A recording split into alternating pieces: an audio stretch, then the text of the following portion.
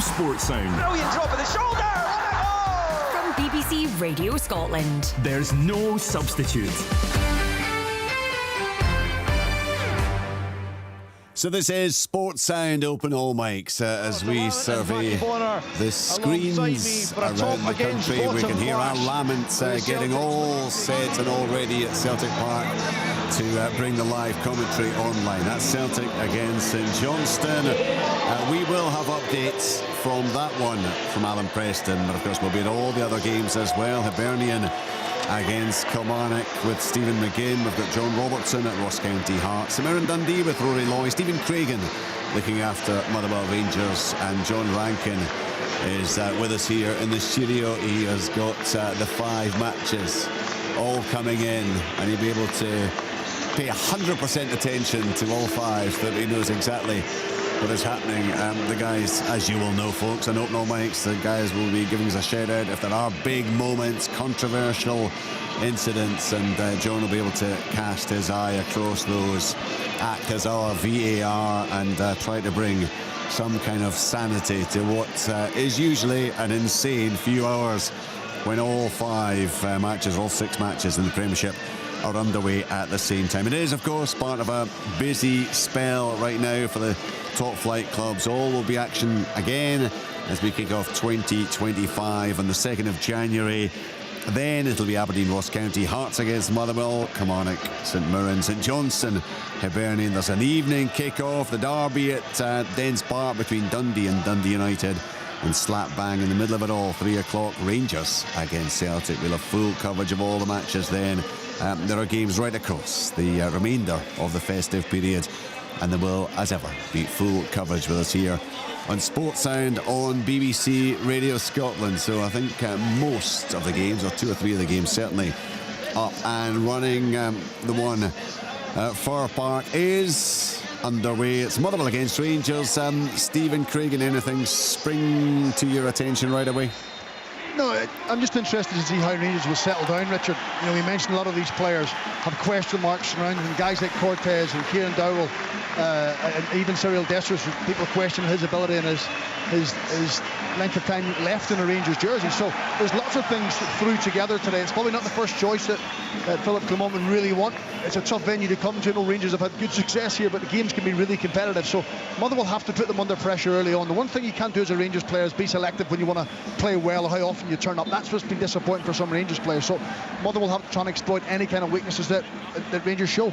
I know it's early and it may not be altogether transparent quite yet, but big chance for Hearts already. Goal! James Wilson, 1 minute 20 seconds gone. A brilliant ball from Liam Boyce, cut open the Ross County defence. Fantastic first touch on the youngster. He's drilled it under Amassar. Ross County 0, Hearts 1.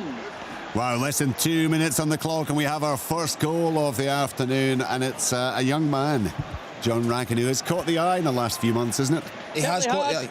Sorry. I did say John Rankin this time. Robbo, it'd be better if he called us JR, but I think that's still confusing to us as well. No, as you say, James Wilson's movement there is great, but it's all in Boyce's pass, Robbo. When you look at it again on the TV, he's actually looking as if he's going to play it to the right, whoever the winger is, but he reverses it and it's inside Ryan Leake's right shoulder, and James Wilson's running in and goal, and he picks his spot really, really well. It's a great finish, but a good start for Hearts. And you will now, for the remainder of the afternoon, be Robbo. Yes, that's fine. Right, okay. So, Robbo, it's just ideal also in terms of any hangover from that disappointing derby defeat. Yeah, absolutely. As I said there, they needed a fast start, and County have flooded the midfield, no doubt about that. But they broke out quickly there, and the touch and the pass from Boyce was tremendous. But young Wilson had a lot of work to do still, but he's done it and he's taken it. They say there's a big, I'm actually surprised, there's a big away support up here, and they're absolutely delighted. County with that long-awaited away victory against Dundee. They have lost the last 2 in Dingwall in the Premiership, and they are behind very early on in this one. The only goal so far, Ross County 0, Harden Midlothian 1. James Wilson with his 4th of the season, coming in just the 2nd minute. An early corner, Stephen Craigan, for Motherwell. Well, I'd said about potentially putting the ball in behind and being direct. That's what they've just done there now. Harry Payton's broke from midfield. Robin Proper had to go and head it out for a corner kick. So it is going to be their first test. It's just cleared it in the near post with lucky Jack Button and a little bit of trouble. But it's eventually cleared by Cyril Dessers. And I was just about to ask you, in terms of the formation, anything obvious, anything that stands out for you there for either side? Well, Kieran Dowell's playing wide right in 4-4-2, which is a bit unusual for him as Rangers break away down the right-hand side. Ends up, it's a good deflected cross by Andy Halliday. But so Kieran Dowell playing wide in the right, when you've got the likes of Ross McCausland sitting on the bench, you're thinking to yourself, I'm an out-and-out winger, I can take people on. Kieran Dowell's been more renowned as a centre midfield player. He's now just switched, he's now playing left wing and Cortez wide in the right, so it'll be interesting to see how he adapts to that. But Motherwell 3-5-2, trying to use the pace of Mastroianni and the aerial ability of Stamatolopoulos. It is Motherwell 0, Rangers 0 to Celtic Park down where St Johnstone are the visitors at the early stages. Alan Preston. Back to the wall for St Johnstone, Richard. As you can imagine, Celtic already forced a corner. Good play by Alistair Johnston on the right, with good ball for Kuhn. Whipped in, cleared. First corner of the match to St Johnstone. Worked a lovely one here. Bernardo cut it back. Hatai! Chance! Oh, just over the top of the crossbar. Carter Vickers at the back post. Really good corner from Celtic. 3-man corner. Short one taken. Lovely play. Hatai knocks it back. Eventually Carter Vickers with the effort over the top of the crossbar. 0-0 Celtic and St Johnstone. We're just watching reruns here of that fine finish by James Wilson. As John Rankin pointed out, it was a really nice through ball from Liam Boyce, and Wilson just slipping it underneath the goalkeeper. He just about got a foot to it, but the ball still travelling through and into the back of the net. Through the middle. Oh, great tackle. That's nearly Wilson again, just got in the county, caught square there, but this time they managed to get just Akil Wright just got back in time to get a good tackling edge of the box. John Rankin, that was a really fine challenge, wasn't it, to prevent the danger? And there's a strong challenge as well, because he's left a wee bit on Wilson. Sorry, just chance for a park. Cyril Dessers makes a really good run in behind Liam Gordon and just across the front of Dan Casey. It's a lovely floated ball by James Tavernier, and Aston Oxford had to be sharp and come off his line, but that's good movement from Dessers. Still goalless in that one, still 1-0 for Hearts, but there might, John, have been that second opening there, John Rankin, for James Wilson. Yeah, it was, again, County are quite high on the halfway line, and the ball's just been flicked on and Wilson's through. But it's really good recovering from the defender on the far side, and as I said, it's a strong challenge. Maybe realising that Wilson's going to run in behind and just leaving a wee bit on him there. He's obviously feeling the consequences of that challenge, but that's the runs that James Wilson will make all afternoon, and the County need to be switched on now, because obviously being one down, they're going to have to come out and try and get something out of the game, but they'll leave those spaces for Wilson to run into. Just the one goal so far, it is that James Wilson goal. It means it's goalless in the capital at Easter Road. Hibernian against Kilmarnock with Stephen McGinn. We'll get to Stephen in just a moment or two and find out how it's all panning out in the early stages there. Rory Loy is in Paisley, still awaiting a first goal. Yeah, still awaiting a first goal. St Mirren have started pretty well. The pitch is actually cutting up a little bit, Richard, at time of year. Obviously get played on recently as well. Players are losing their footing ever so slightly. Lyle Cameron, the most guilty so far, have just kind of given the ball away through losing his footing. But Adu had a good shot from a tight angle, saved by Carson. Yes. But that's the only thing of note so far, Richard. Another chance for Stephen Craigan. Yeah, it is indeed. Rangers are trying to exploit the two full-backs, because the shape Motherwell play with two centre forwards and two wing backs. So two wide players are keeping Caletta and Ewan Wilson back, which means Yilmaz has got space to run into, Tavernier's got space to run into. It's a switch of play from right to left. Yilmaz goes down the left hand side, puts a delightful ball into the box, takes out the Motherwell back three, and Cyril Dessers should really score with the strike that he gets. He doesn't get enough power on it, and it's a big let off for the home team. Yeah, John, he was on the stretch. Should he have done better? Yeah, it's a great ball from Yilmaz to the back post, it really is, but when I look at the way he goes and attacks it, it's almost as if he tries to put his laces through it but then pulls back. He is stretching, but I think it would be more of a striker's finish if he went with his side foot and just tried to guide it towards goal, and the contact's obviously pretty light. Right, Stephen McGinn is with us at Easter Road. How's it all panning out there, Stephen? Very cagey start, Richard. Both teams sizing each other up. Kilmarnock have forced a couple of corners with the first foray into Hibernian's box, but very cagey start. Wind is really strong. Players are really starting to get to grips with it. Well, there are some warnings, of course, for severe weather over the next few days. I think this thing starting from midnight, but it is quite windy. We can see that. There's also, it looked as if it was raining very heavily, John, up in Dingwall. John Robertson, is it affecting conditions there? It's actually helping a little bit, I would say, Richard. It's one of those ones that it's not that windy. The rain's coming down, but it's making the pitch fast. It did start to cut up in the last home game here, a wee bit to Kilmarnock, and where the goalkeepers have warmed up at the side of the pitch, it's cut up a little bit. But no, the pitch looks decent, and it's it's certainly got the crowd going. The away end's bouncing, you can imagine. The home end are up for it now, so it's. Listen, it's a long way to go yet, but it's been a good solid start from Hearts. County have played a couple of long balls straight downwind that have ran through to Craig Gordon, who is now just 2 sleeps away from his 42nd birthday on New Year's Eve. It is remarkable, isn't it? And he's shown his worth since returning to the Hearts starting lineup. 1 goal so far. It was scored by James Wilson of Hearts. There's a little bit of a query from Rangers as to whether they should be looking at a potential penalty there. John Rankin, corner coming in from the right. It does hit, I think it's Ewan Wilson, it does hit his arm, but his arm's tucked right beside his body. I don't even think, he's not giving it, but you can see why they've looked at it, but for me that's not a penalty. Yeah, Stephen, what was your take, your instinct at the game? Well, it was a really unorthodox attempt to clear the ball for some reason. I don't know why he throws him down. He kind of leans himself down, but I think when he does lean down, just from memory, his hand is in by his side. If it is out slightly, then there's a clear chance it could be a penalty kick. It could not have been any closer to his side, but it did seem a bit strange, as you say, just in terms of the motion. Well, we can't be surprised, Richard. You never write these things off in Scottish football. We know that. For sure.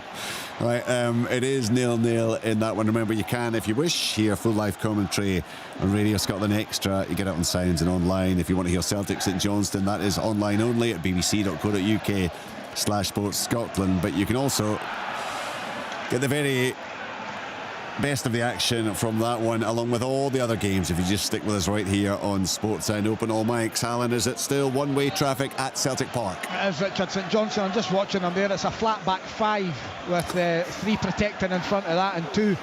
And the majority of the game is being played. There's 21 players 50 yards from the St Johnstone goal line. It's just wave after wave of attack. But while it's 0-0, St Johnstone will keep that shape, keep going with it, take their time, set plays as they've got just now. They've got a bye kick, they'll be taking their time, and this is going to go long, because as soon as they play it short, Celtic are on you really quick. The amount of times and how quick they close down teams, they try and win the ball back straight away. So right enough, the goalie's kicked it long to give the defence a bit of respite, but 0-0 still here at Parkhead. John Rankin, you'll have been there, and I guess at Ibrox when Rangers have been stronger many times.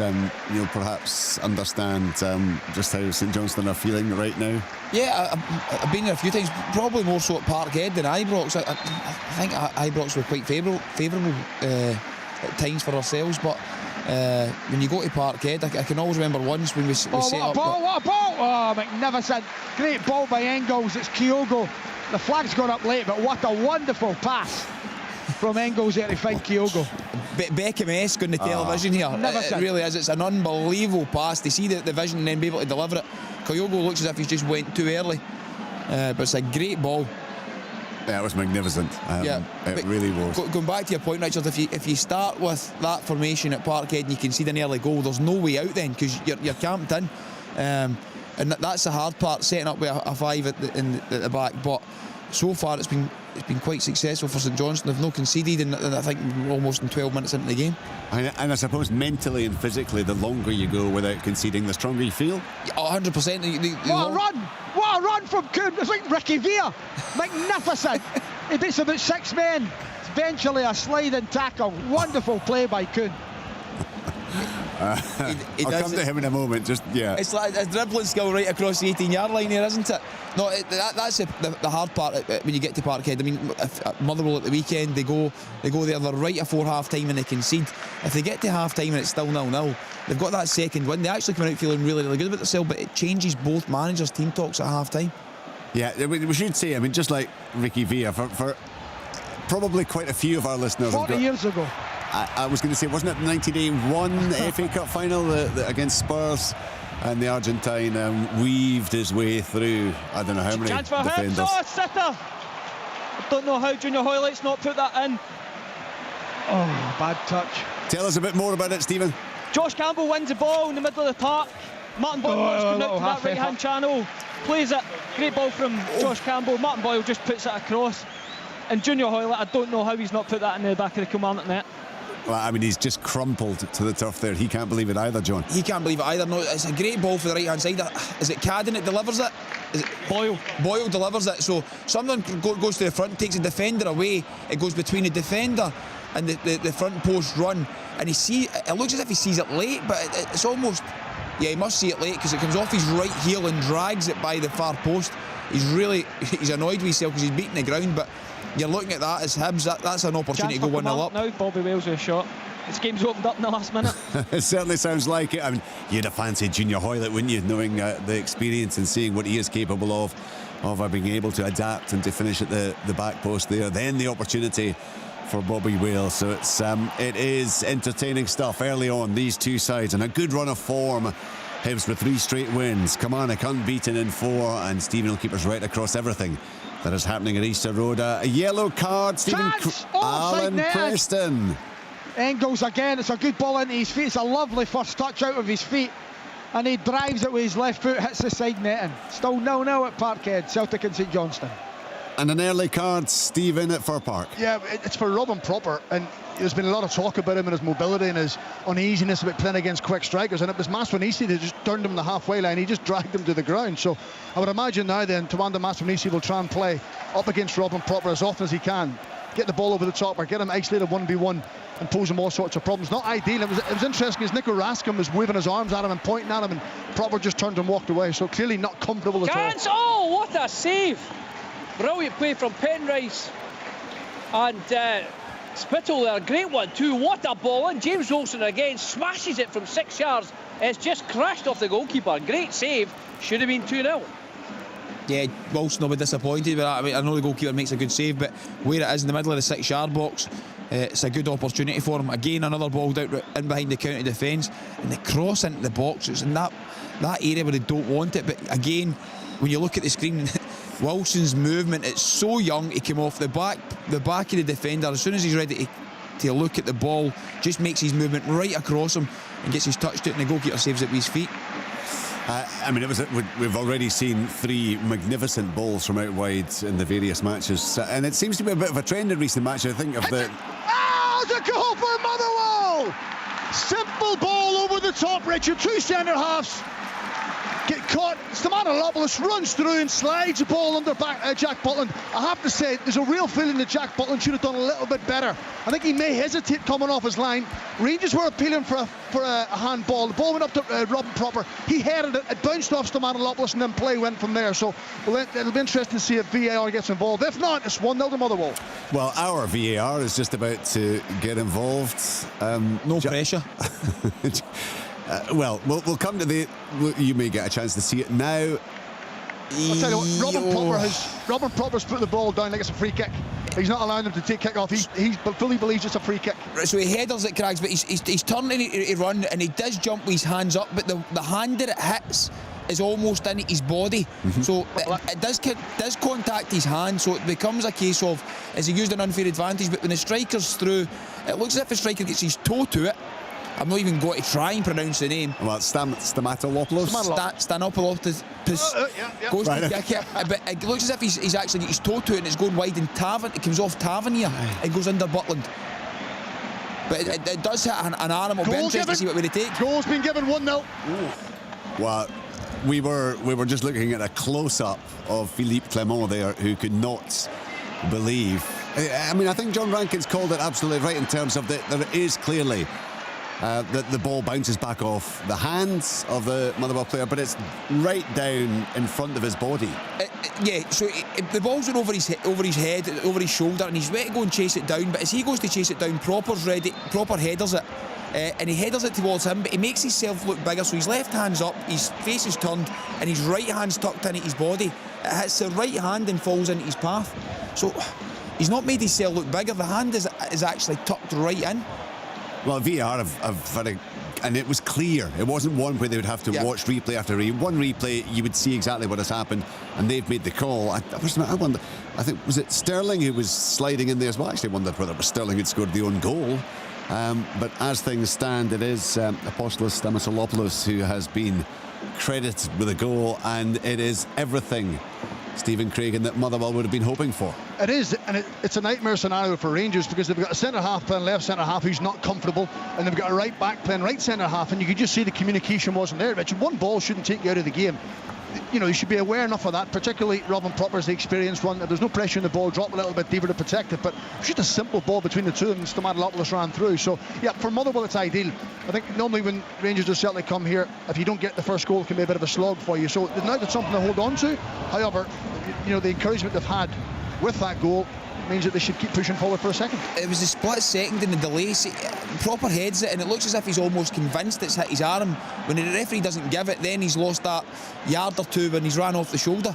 That's become the hesitation, because he's adamant it's a handball, and I can see it. It does hit his hand, but his hand is tucked into his body. I think it's allowed to hit his arm as long as his arm's not in a natural position. Plus also the distance the ball travels from Robin Propper to Stamatoulopoulos. If it goes 30 yards and hits your hand out, fine, but if it's close proximity, then you can understand why not. It's tucked in, definitely tucked in. Oh yeah, absolutely. Goal given. Apostolos Stamatoulopoulos with his 5th of the season. He is Motherwell's top scorer this campaign, and they lead Rangers by 1-0. Ross County 0, Hearts 1. James Wilson scored in the 2nd minute of that one. Let's go to Rory in Dundee with injury concerns right now. Yeah, very much so.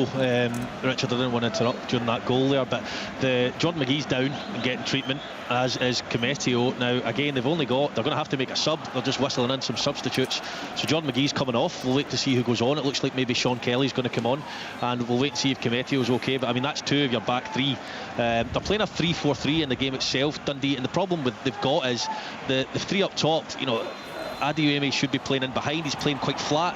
So if you're playing a 3-4-3, what's happening is Mulligan on one side and Roberts on the other side are getting pinned back, so it becomes a back 5, but that leaves 2 central midfielders as your sole midfielders, and they're getting overran a little bit in the middle of the pitch, Dundee, at this moment in time when the game is going on. They're very direct. They look like they're lacking a bit of confidence. You know, channel balls. They switched sides as well because they won the toss to play with the wind, and I think it was just a case of getting the ball in behind, turn Gogic and Jakoviti. They're not had much joy with it so far. Not much in the game. The wind's killing it. Any footballer will tell you, snow, sleet, hail, rain, whatever. Wind is the one thing you don't want during a game of football, when it's killing this as a spectacle.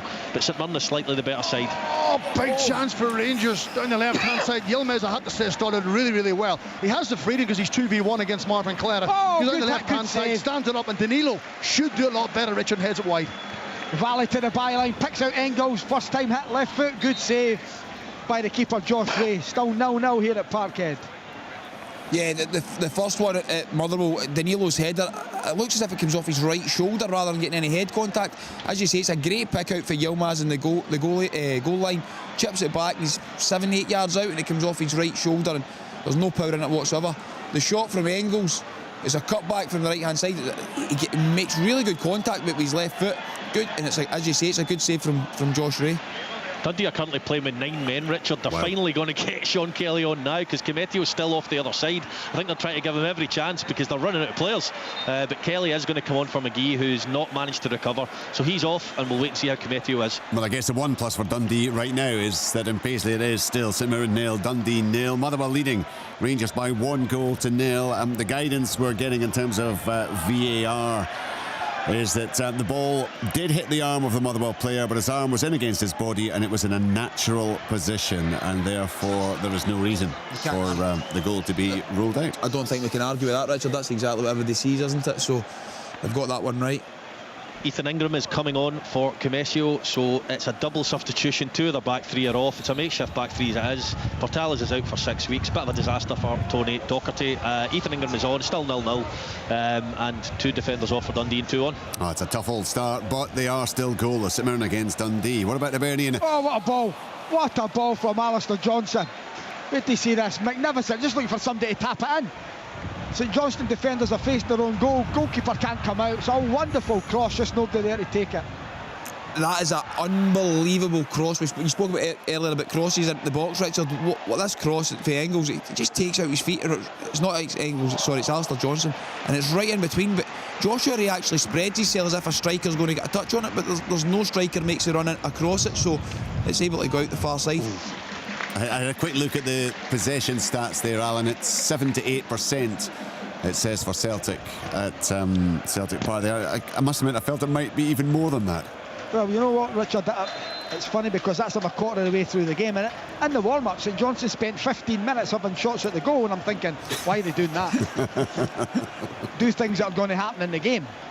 You know, they've not had a shot yet, unfortunately, but we've defended manfully so far. Still 0-0. That back fives remain solid just now.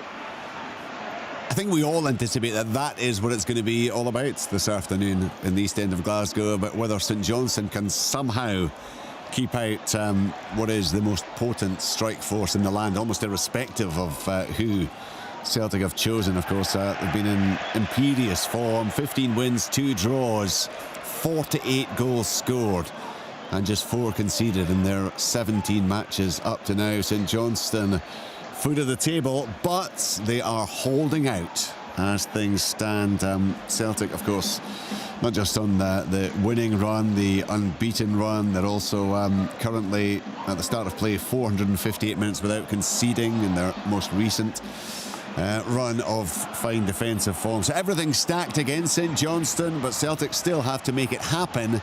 And while they have had all the ball and they have had opportunities, St Johnstone continue to repel them right now. Celtic 0, St Johnstone 0, it's Hibernian 0, Kilmarnock 0, Motherwell 1, Rangers 0, Ross County 0, Heart of Midlothian 1, and St Mirren 0, Dundee 0, but Dundee forced into 2 early injury changes, and that to what is already an injury depleted squad.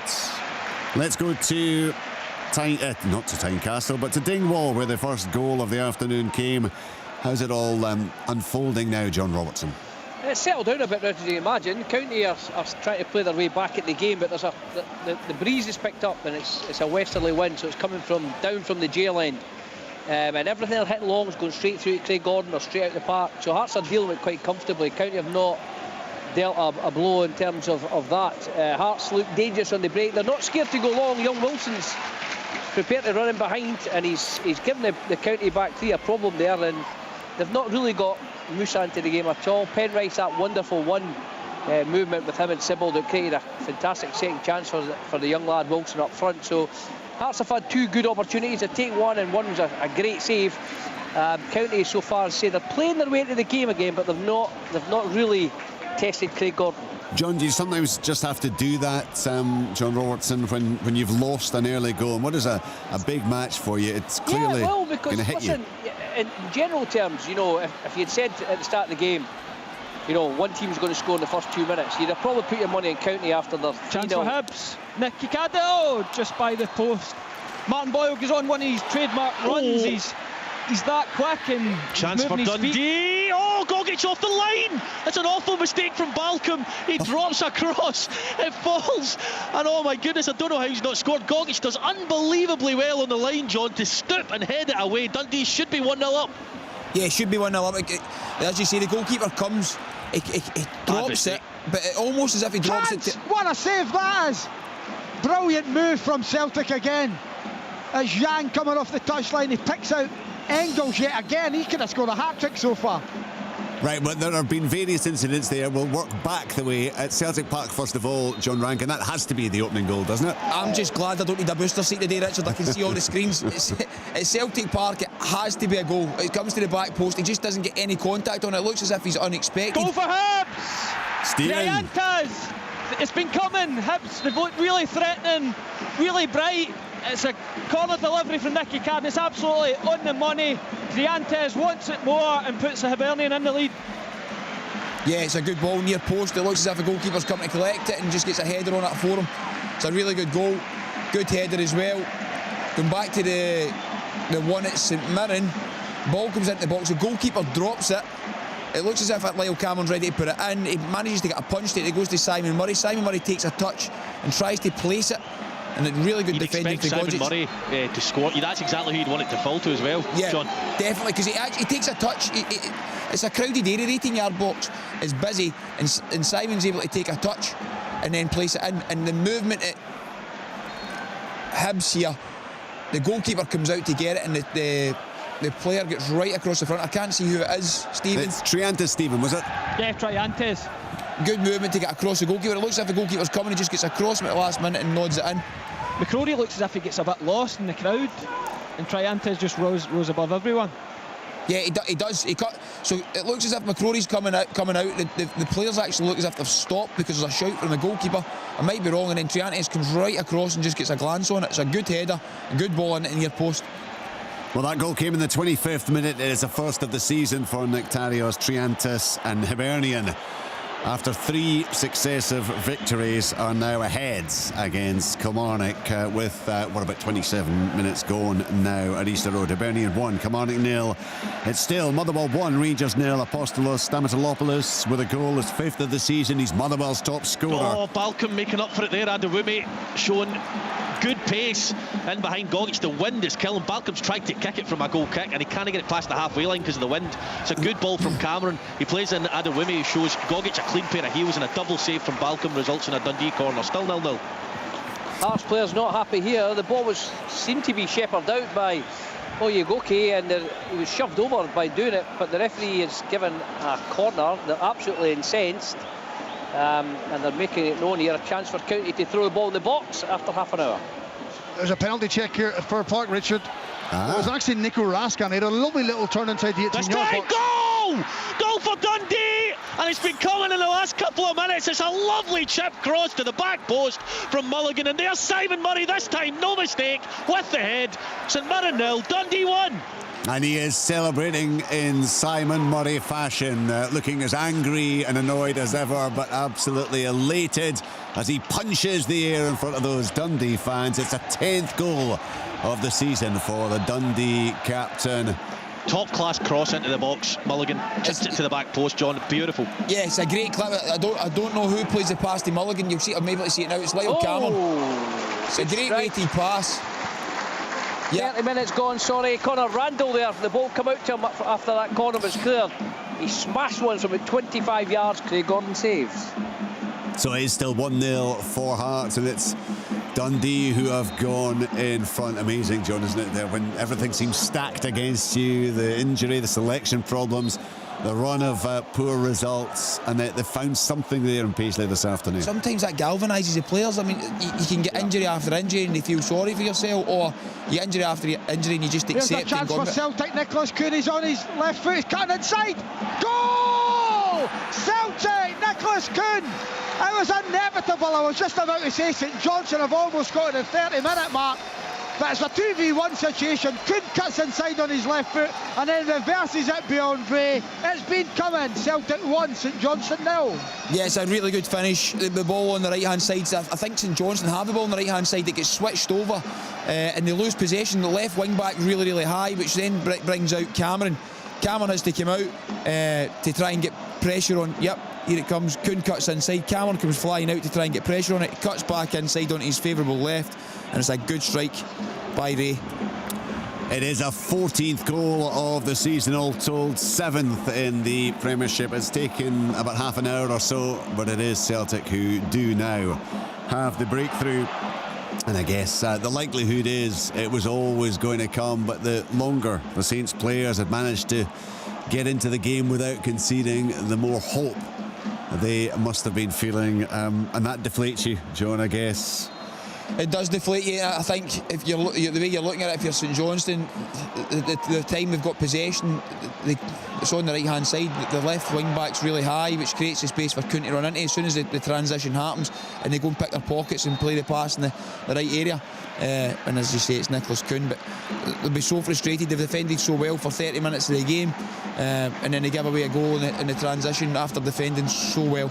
They need to get a half-time 1-0 because this Celtic team is rampant, honestly. The way they get the ball back, and this is without Maeda, who's been magnificent for them, and McGregor, who's arguably the player of the year again.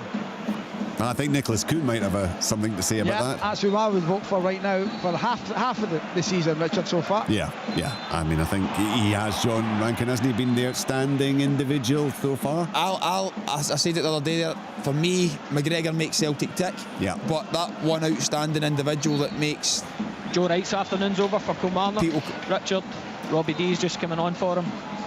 So an injury concern for Kelly, who have had to make that change in the midst of everything that was happening with that sudden flurry of goals. Stephen Cregan, you had a potential penalty incident. Yeah, we had, and you can always tell by a player's reaction.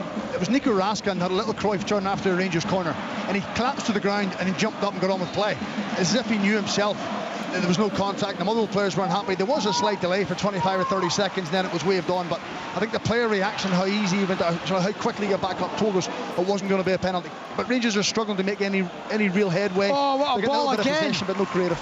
Alan. Kyogo just peels off the back of Sanders, and it's a brilliant ball from Kuhn again over the top of him. But the wind, it seems to be the wind just held it in the air a little bit longer. It can't get on the end of it.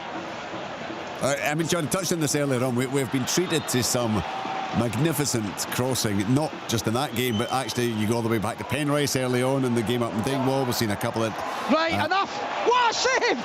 Kuhn again comes off the touchline, he bends it, I'm right behind it, I'm thinking that's in.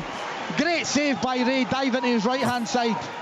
I've just listened to you commentate on it while I'm watching it. I'm still thinking it's in. Honestly, John, I thought it's beat him. He does great. He comes in off the right touchline, all left foot dribbling, dips his shoulder, and again just takes out his feet with his right, and it's right in the top corner. Ray claws it with his left foot. It's a great attempt.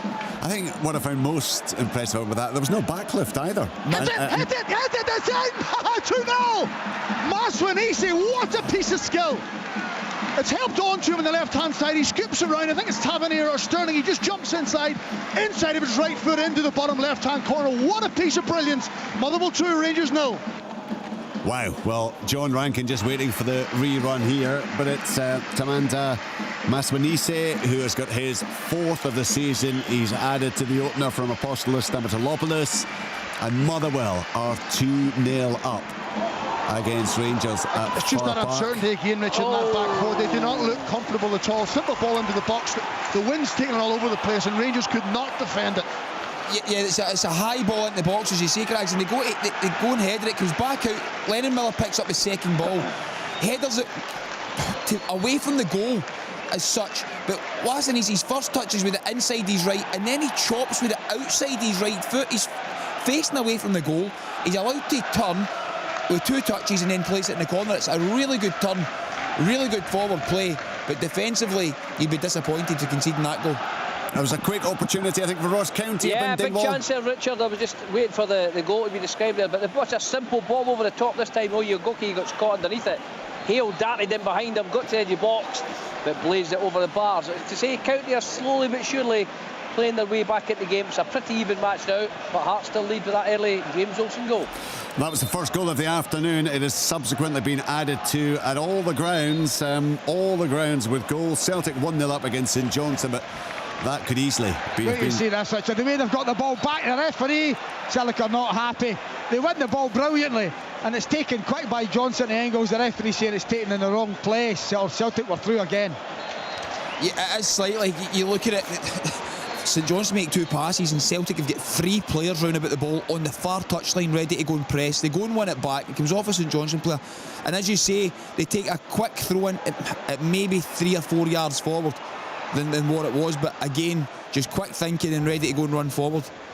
Still 1-0 for Celtic, but could be almost anything, you have to say, in the early stages. Nicholas Kuhn, 14th goal of the season. Richard, this time for Hearts, a free kick thrown in. There's a clash of heads. Boyce and I think it's Leak have clashed heads. Boyce got the header, and it's one of those strange ones. He just sort of looped down in front of the goalkeeper, Amasa, but it hit a dead bounce. It just didn't sneak through his legs. He just about managed to hold on to it no more.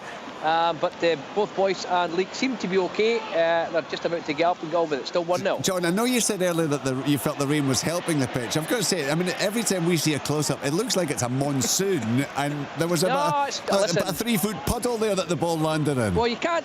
Obviously, I can't see the goal. The goal mouth here is a cut up, Richard, where it's the old good old-fashioned 1970s goal mouth here. Yeah. And it's got a lot of sand in it, so the goal mouths are dead. There's no doubt about that. it's not a monsoon. If you'd been here for the Kilmarnock game, you would have seen what St Mirren game, sorry, you'd have seen what a monsoon was. It was howling a gale and lashing down. It's a steady rainfall, but as players will tell you, they're not worried about that. The rain part of it is not a problem. As long as the wind stays down, they'll be okay. But it's a bit of a breeze blowing down from the jail end.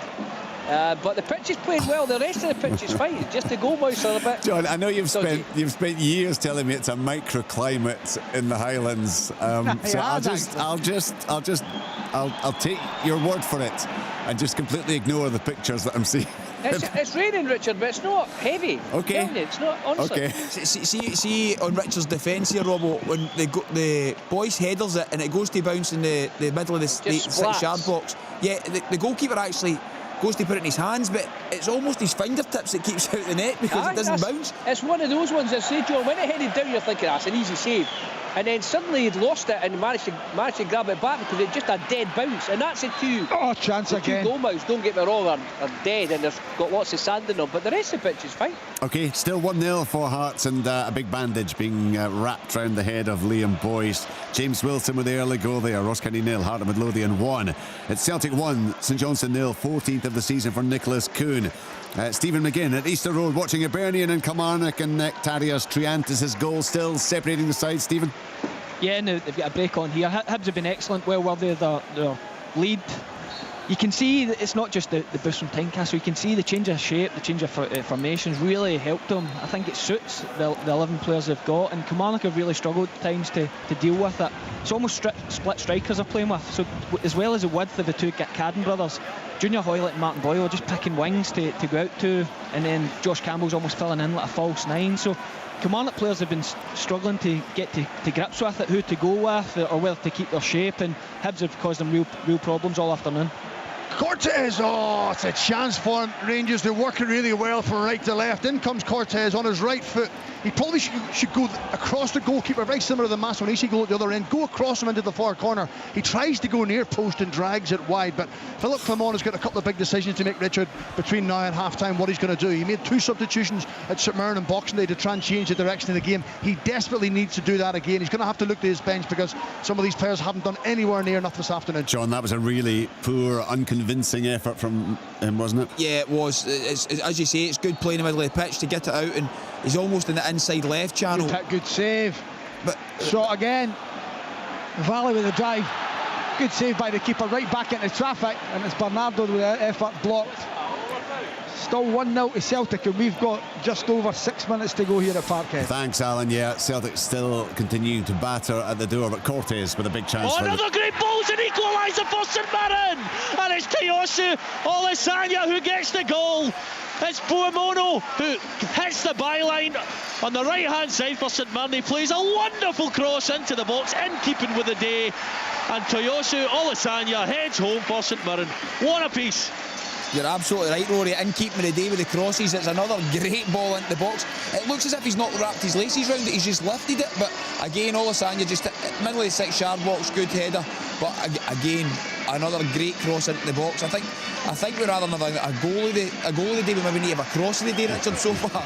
I know, Mulligan's had a couple other ones as well. Mulligan's been brilliant all day, don't get me wrong. He doesn't deserve that to happen because he's been superb, but another great cross, and credit to Stephen Robinson for sticking with Olusanya, who's had to go out loan a couple of times, but he's persevered with him. And a lot of managers, would have kind of probably tried to ship him on. He's worked with him and persevered with him, and what an asset he's been this year. Yeah, I saw him up at he's got a late equaliser for Broth, I think he was with against Cove a couple of seasons ago in the championship. He looks an entirely different player now than he did. I mean, that's 8 goals for the season. It's 6 in the Premiership. That's already matched his total in the league for last season, so he's thoroughly enjoying life, and he has got St Mirren back on level terms. St Mirren 1, Dundee 1. It's Hibernian still with a narrow advantage against Kilmarnock. How's that game panning out now, Stephen? Yeah, Kilmarnock Hibs just had a couple of corners. They have got the game. As I said, Kilmarnock are struggling to come to terms with the shape and who to stay with, and their movement's so good, they look so bright, and down both sides they're causing all sorts of problems. It's remarkable right now for Hibs, isn't it? Early in the season, 9 without a win, the worst run of any team in the top flight this season, and currently almost halfway towards what would be a 4th successive victory. What a difference, what a turnaround it has been for David Gray and his team. Motherwell 2, Rangers 0. It's been a very frustrating afternoon once again for Rangers, and you just know, Stephen Craigan, that quite apart from anything Motherwell are doing, there will be much focus on Rangers and much focus once again on Philippe Clement.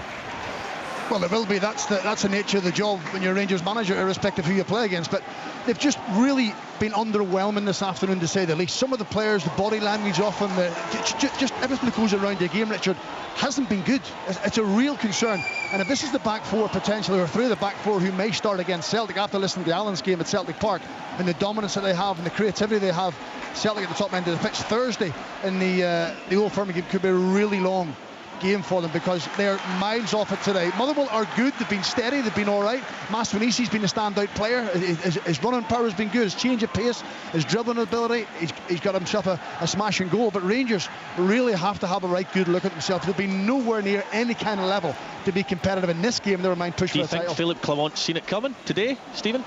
Well, if you make 7 changes, we've probably known for a long time Rangers don't have enough strength and depth to make 7 changes and be as good as what Rangers want to be, and that's how it's proved this afternoon. So whether he's thinking of the Old Firm game, that's all he needs to win. He needs to win this one before he even starts thinking about the Old Firm game. And he might not get to the Old Firm game. That's the point. I just asked that tongue-in-cheek based on his comments from the other night. That's it. Oh, Maswanisi again takes it in the edge of the box and has the shot. There's no Rangers player anywhere near him, and it gets cleared again. But they really are all over the place defensively and don't look content. That's all we said. There would be hesitancy, there'd be disruption. That's exactly how it's played out. I mean, I think there'll be a lot of people with that very same question in their minds as they look to, as things stand, and things can change. It could be turned around in the second half and it might be a very different viewpoint, but with that massive game against Celtic just around the corner, and of course the start to 2025, you do wonder how the Rangers boards, the power brokers, will be viewing the situation. The thing is, Richard, right as now, well, his comments, he didn't see it coming. Rangers have won 4 domestic games on the trot, which is fine. But if you're going to win a title or challenge for a title, it's nothing to write home about or sing and dance about. So, when you look at the season as a whole and his full body of work, going to St Mirren and getting beat or playing not particularly well, I think a lot of people have seen it coming when he didn't, and he's the manager, which is concerning. 2-0 for Motherwell against Rangers, and what you would have to say, Stephen Craigan, is that Motherwell have done exactly what we anticipated them doing, or what Stuart Kettlewell would have been looking for them to do at the start of this game. Richard, they've been efficient. As Dan Casey could declare that, they've been efficient in their work. They haven't outplayed Rangers or cut through them or played brilliant football. They've just been efficient. They've been resolute, resilient, hard to play against. They're committed to tackles, they're running, they're pressing, they're harrying, all the things that, you're right, we had spoke about and Stuart probably spoke about in his pre-match chat to the players. You have to go to try and close the gap on quality. Sometimes you've got to work a little bit harder, you've got to run a wee bit further, and you've got to back each other up as much as you can. That's exactly what they've done. So they haven't done anything spectacular, they've just done all the basics very, very well, and Rangers have been really poor. 5 minutes additional time in Dingwall. Thank you, John. Yeah, there was the head note. Both players back involved in the fray, John? Yeah, they both on right away, Richard. You said Liam Boyce has got the Ramsey Nesbitt, Randy John, Leake just seemed to shake off and go on with it. Neither of them seemed too perturbed about it. Boyce actually broke away again there and couldn't quite get Penrice in. Forrester got on the right hand side here, lashed one across the face of the goal, which was parried by the keeper. So it's a good watch, this, but there's still plenty in it for County, but Hearts still have that vital lead. James Wilson in the second minute, 4th goal of the season for that young man. 1-0 it is. St Mirren and Dundee 1 apiece. Simon Murray opened the scoring for Dundee. 10th goal of the season, but an 8th of the campaign for Toyose Olasanya has them level. Hibernian ahead against Kilmarnock. Tarius Triantis with his first goal of the season. And Celtic 1-0 up against St Johnstone. Nicholas Kuhn on the half-hour mark, 14th of the season. That's probably... Well, the big surprise, I guess, John Rankin, is that it is just one. A lot of credit actually due St Johnstone for maintaining it at that level. Yeah, there has to be a huge amount of credit for St Johnstone defending the back 5. As Alan said, they're not getting forward and having any shots, so the majority of play's been in their own half. but to go in at half-time... And it is half-time, John. Yeah, half-time, Celtic 1, St Johnstone 0. They've got to take huge credit from that, Alan. Yeah, well, I think they've defended very, very well. We all know what it's like coming here. Celtic are relentless at the moment. Players that can create all over the pitch. It's a wonderful goal from Kuhn. The keeper's been magnificent for St Johnstone, but they've defended really well, and it's 1-0. And while it is that, they'll still believe they've got a chance in the second half. Right, we'll get back to you and get more reflective thoughts on the opening 45 minutes there. Stephen McGinn, you still going at Easter Roads? Yeah, into 2 minutes added time. We were a bit late in getting off. I think this game, when you think of Kilmarnock at their best, it's a lot of their plays, the two wingers. They've been forced back constantly within the game and into defensive areas, with between, as I said, the Cadden brothers and Junior Hoylett and Martin Boyle just coming out to the wings. And I think Josh Campbell's been excellent, really strong, getting into the box, driving at Kilmarnock's defence, but also he goes in and makes that midfield battle a 3v2, and he's did it very well. Very intelligent play. Lengthy stoppage time in Dingwall, but Ross County 0, Hearts 1, Motherwell 2-0 up against Rangers. They'll be moving into stoppage time as well. Stamatolopoulos and Maswanise with the goals for Stuart Kettlewell's side. St Mirren and Dundee, Rory Loy still battling away, one apiece there. Yeah, 15 seconds to go of injury time. There was 3 minutes added on. Look, it's not been a great game in terms of quality, but I do feel for the players. I've already spoken about the win, but the quality from the wider areas into the box has been really good. As Lyle Cameron just shells one out the pitch from across. Of course he does. But yeah, it's I'm pretty sure as this goal kick gets taken, it'll be half time. I'll update you, but it's 1 each at the moment. In the English Premier League, these various staggered half time, Richard. Thank you. 1-1 it is between St Mirren and Dundee. Leicester City 0, Manchester City 1. Savigno were the only goal there so far. At half-time, it's Crystal Palace 1, Southampton 1. Dibbling for Southampton. Chalobah with the leveller for Palace. Everton 0, Nottingham Forest 1 going into first half stoppage time. Chris Wood, what a season Forest are having. Half-time Easter Road. Thank you, Stephen. Hibernian 1, Kilmarnock 0. Fulham 1, Bournemouth 0 at half-time. Jimenez with the goal for Fulham. Spurs have just got in front 2-1 against Wolves. Hichan Huang with the goal early on for Wolves. Bentancur levelled up. Son missed a penalty, but it's Bren Johnson who has scored in first half stoppage time there. So Spurs 2-1 up against Wolves. And just been pointed out to me that's Nottingham Forest in the live table up into second place. It's astonishing. Half-time in Dingwall, 1-0 Hearts. Ross County 0, Hearts 1. The one game still being played is the one at Fir Park. Just now half-time, Richard. That's it done. Half-time, Motherwell 2, Rangers 0. There you go. So the half-time scorelines around the country this Sunday afternoon. 5 games in the Premiership. It's Celtic 1, St Johnstone 0. Hibernian 1, Kilmarnock 0. Motherwell 2, Rangers 0. Ross County 0, Heart of Midlothian 1. And St Mirren 1, Dundee 1. Every goal. What a goal! Every game. That is right out of the top drawer. Every kick of the ball. It's a terrific finish. This is Sports Sound. It's absolutely tremendous. From BBC Radio Scotland.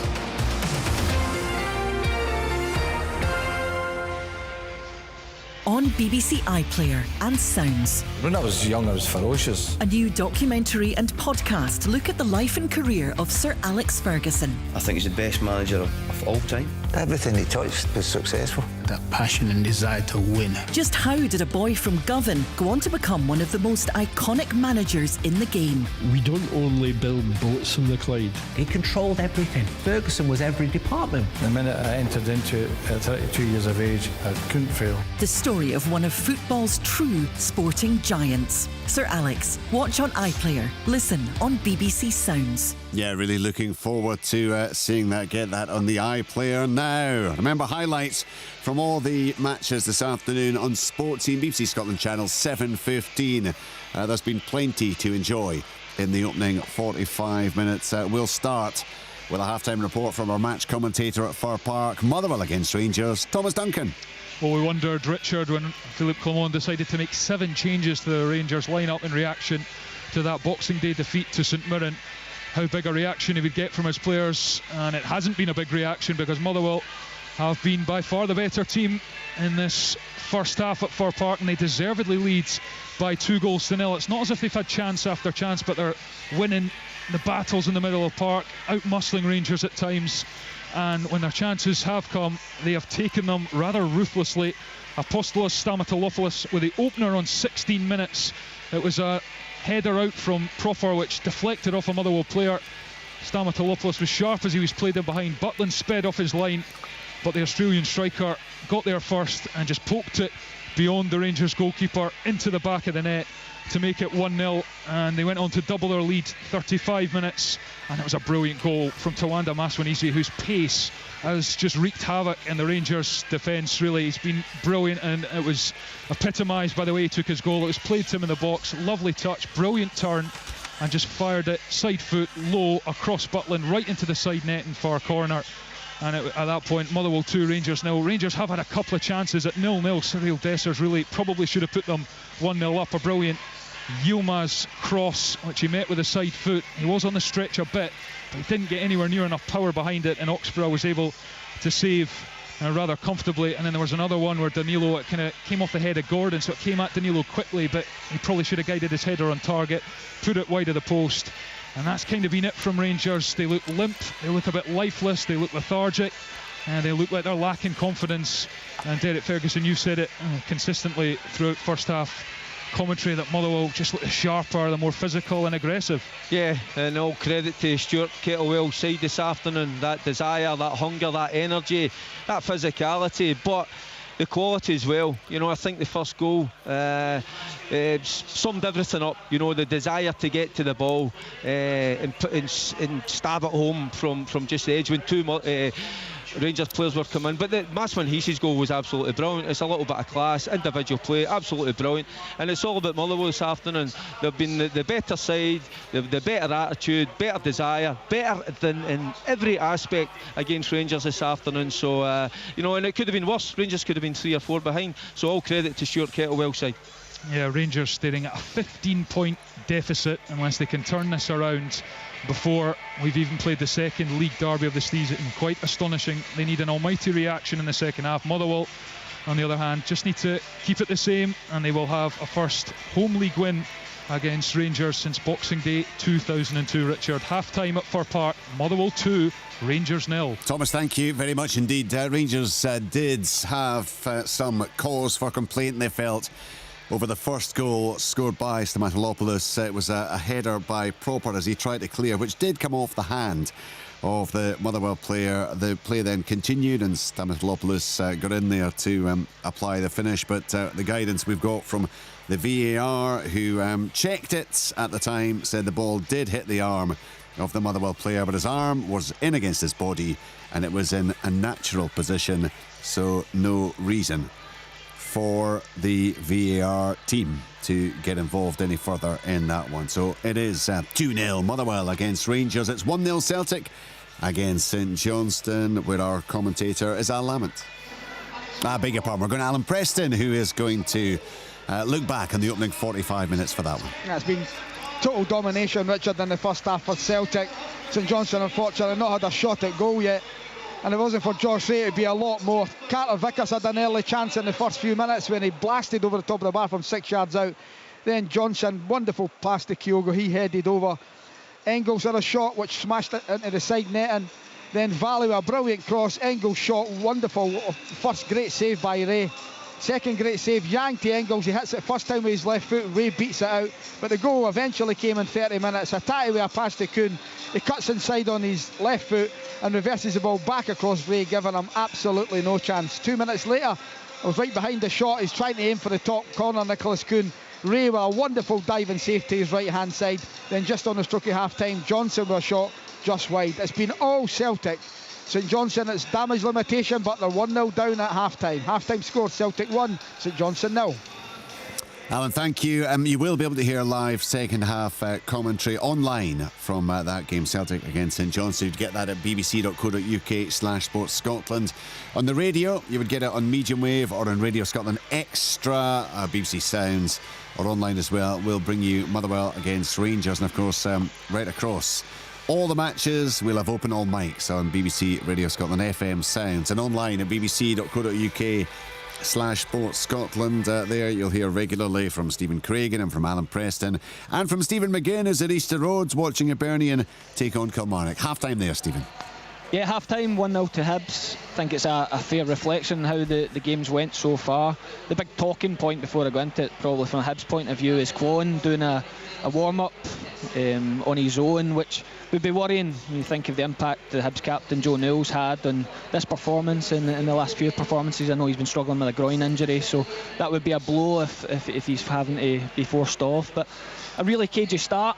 You're worrying about the wind impacting the game. Really just burst into life. Martin Boyle peeled into this right-hand channel that he absolutely loves, and really wicked ball across. I think Josh Campbell and one of the Kilmarnock defenders go for it, and it must just catch Junior Hoylett by surprise, because a man of his quality, it's such an easy goal, tap in from 3 yards. But Kilmarnock responded well to it within a minute. Bobby Wales, who I think's been the bright spark for Kilmarnock this afternoon, really good movement down the side, and he gets a shot on target. Kyle Vassell had the next opportunity. I think it looked like it was offside. Play on as we do in the VAR era, in a steady save from Smith. But the goal was coming. Hibs were really dictating the play. They were pulling Kilmarnock into areas they didn't want to go. They weren't sure. They were arguing amongst themselves and really hurting them down both sides. And it came from a corner. I think that's a bit that will disappoint Derek McInnes. For all good Hibs' good play, and I think in the second half the message for him and Kilmarnock, his Kilmarnock team, is to be more aggressive. They're being far too passive. But to get into the half time 1-0 with a set piece will really disappoint them. But from a Hibs point of view, brilliant delivery from Nicky Cadden, really on the money. Robbie McCrory just seemed to be lost in amongst the bodies, and Triantes rose highest and from a couple of yards put Hibs in the lead. And from now, the worry from a Hibs point of view is obviously Joe Newell's fitness, but also lessons from the other day. They let Hearts back into a game that they were really dominating. It's been the same case here. I think the message from Dave Gray will be more of the same. Don't give Kilmarnock any encouragement and go and get that second goal. So first goal of the season for Nectarios. Triantis separates the sides. Hibernian 1, Kilmarnock 0. Let's head to Dingwall. John Robertson brought us the first goal of the afternoon, and plenty action since, John. Yes, it took only 82 seconds, Richard, for Hearts, the away team here, to take the lead, and they caught County really quickly. The ball was put into Liam Boyce, a brilliant turn halfway in the opposition half, and he slid through James Wilson, who still had a lot to do. The youngster's first touch was excellent, and the second one he managed to roll underneath the goalkeeper Jordan Amisa, making his debut here at Ross County, home debut anyway. Although he got a foot to the ball, he couldn't stop it, and Hearts were off and running. It could have been 2 in 14 minutes. Penrice and Spittle, who else? And lovely interplay down the left-hand side, and Spittle released Penrice into the box. He drilled one right across the face of the goal. It was went flush by that man James Wilson again, but this time it clattered off the goalkeeper's legs as County escaped going 2 behind. The home side played themselves back into it, and a corner Randall strike from 30 yards had Craig Gordon getting his jersey wet for the first time this afternoon, and then Hale broke through in behind Oyogoki before smashing well over the bars. Hearts nearly went 2-0 up with a free goal. Liam Boyce managed to direct a header towards goalmouth. It just looked as if it was going to bounce into the hands of Jeremy Amisa, but the wet conditions, it just splattered onto the ground, slid, and the quick keeper managed just to get his fingertips no more to stop it sneaking through his legs and into the back of net. And just before the break, Hearts wandered down the right hand side. Boyce again at the heart of it, slipping in Forster, and his cross-come shot was battered away by Amisa. Not a great deal in the game at the moment, but Hearts certainly looked a little bit more clinical up top. County will be playing against a slight wind. They've been overhitting a lot of the balls in the first half. They'll be hoping that they hold up for the likes of Ronan Hale in the second half, and I've no doubt at some stage John White will be introduced to the action. For Hearts, they're going to have to keep it going. They will have a slight wind advantage, and the rain will be in the keeper's face. But at the end of all, it's the Hearts fans who have travelled in their numbers who are the happier side. It's Ross County 0, Hearts 1. One other half-time story to bring you. It's from Paisley with Rory Loy. Yes, indeed. Despite difficult conditions, both sides have done their best and created quite a few chances. On 4 minutes, it was Adovu who hit the byline and tested Carson from a really tight angle. Carson did well to save. Unfortunately for Dundee, they lost. Only get 6 substitutes on the bench, outfield substitutes on the bench, 2 goalkeepers as well, and they also lost McGee and Cometio on 21 minutes. Sean Kelly and Ethan Ingram had to come on. However, that did seem to galvanise them slightly when things were going against them. Although it was a Aduwu again who started the game brightly, kind of faded away as the half went on. He cut back to Oyston Smith on the edge of the box. His low shot was easily saved, to be fair, by Carson. And a scare for Balcom on 27 minutes. He dropped and Cameron found Murray, and he should have really have scored.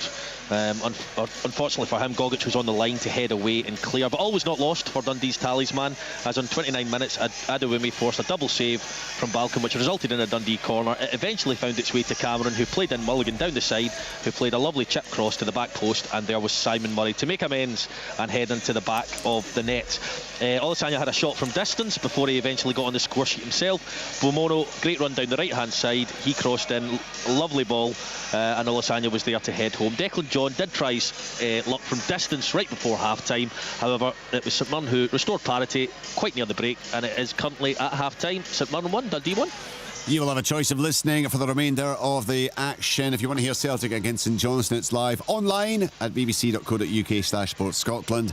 Motherwell against Rangers, you'll find that on Radio Scotland Extra, medium wave sounds, and online. And if it's open all mics you want, as we bring you all the news from all the games around the country, FM, sounds, and online at bbc.co.uk/sportscotland.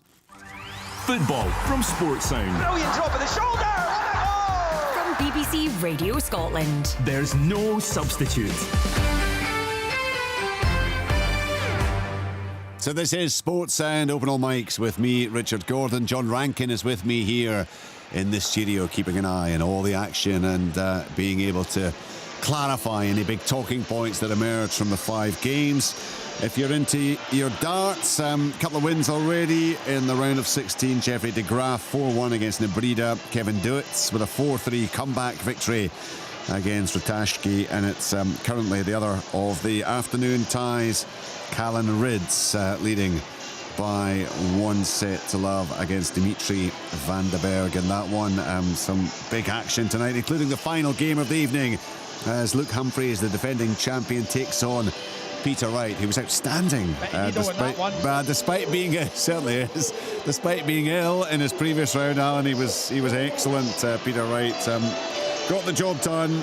Looking forward to that one later on, hopefully. There's no way Kai Rolls has had the easiest 45 minutes. There you go. There's somebody's blaming Kai Rolls for something. Yeah, no, it's Ian Holt here was just jumping in there. Young Ian getting all excited that Ross County have made a substitution. Richard Wright starts second half. Jordan White has come on, and off goes Ryan Leake. So County are going to change the shape, I'd imagine, or personnel. And Ian was a tad concerned he might be playing on Kyle Rolls. All right, well, you'll be able to tell us. Letting it slip where his tendencies tend to be there, Richard, I think. But so. I would have to grudgingly now, Richard, that has developed into monsoon conditions here in Dingle. It's got heavier, and it is taps on weather. Aye, you just have a different. You're able to withstand it a lot better than me, John. Obviously. Well, I've got a nice new jacket for my Christmas, Richard. It's nice, quilted, padded. And so, yes, I'm very, very happy, man. It's not like the padded one you took to Croatia when you were thinking it was going to be freezing and it was 35 degrees, is it? Give it up. That was 25 years ago. I seem to recall that many times being mentioned in the past. Yes. Right, anyway, 1-0 it is for Hearts. Jacket, We're off and running. We're off and running here, Richard. Just ignore him. Well, I'll ignore his beating. You can't, Richard, because St Johnstone made 3 changes at half-time, and again, I think it's all towards the next games that are coming up. They've taken off Clark, Essel and Kirk and brought on Kim Pioka, Sidibe and Lewis Nielsen. And they've got better, St Johnstone. Starting the second half, only been gone, 3 minutes, but they've had more possession in that 3 minutes than they had in the opening 45.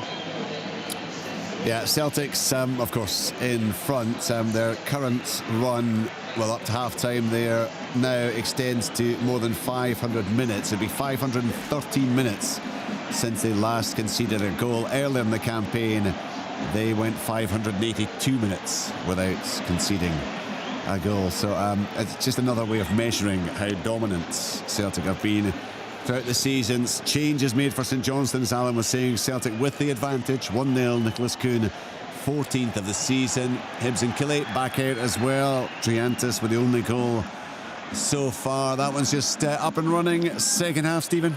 Yeah, Hibs did lose their captain. Joe Newell forced off, so Kwon on in his place and Martin Boyle taking over the armband. But Kilmarnock have come out. They've obviously had a little blast from Manager Derek McInnes, and they've just won a couple of corners. First one, a really difficult ball. I think Rocky Bashiri does well to head out for another corner, but better start to second half from Kilmarnock. Quick lightning break by Celtic. It started off with a wonderful ball from Schmeichel. He kicks it on the right foot to Kuhn. Kuhn runs 50 yards, rolls in Kyogo, and his shot just hits the side net. Still 1-0 to Celtic. And Stephen Craigan. What a ball! That is goal! We're 2 minutes into the second half, and it's up, man. Again, it's James Wilson, but what a goal this is! The referee plays on. It's a great ball from Spittle out to Penrice. You've talked about crosses. There's a better one than that this afternoon. Then I've not seen it yet. Whipped in. James Wilson appears in the middle of the 6-yard box and bullets a header home. It's Ross County now, Hearts 2. Yeah, we've touched on it throughout the course of the afternoon. There has been some real quality on show this afternoon from the wides areas. Penrice, I know that Alan and others have been giving him so much praise, deserved praise over the course of the season for the quality of his defending, but largely for the quality of his attacking. And that, John Rankin, is another beautiful piece of play, isn't it? It's a great cross. It's so inviting, and it's not even lofted. It's just driven right across the 6-yard line. Go and put your head on that. That's exactly what it's saying to the striker. Just go and put your head on it. It's a great ball from Spittle, as Robbo says, and he takes it out his feet. Flags up, offside. Ball's in the back of the net. It's come off Cameron at the near post. It's a driven cross from Alistair Johnson.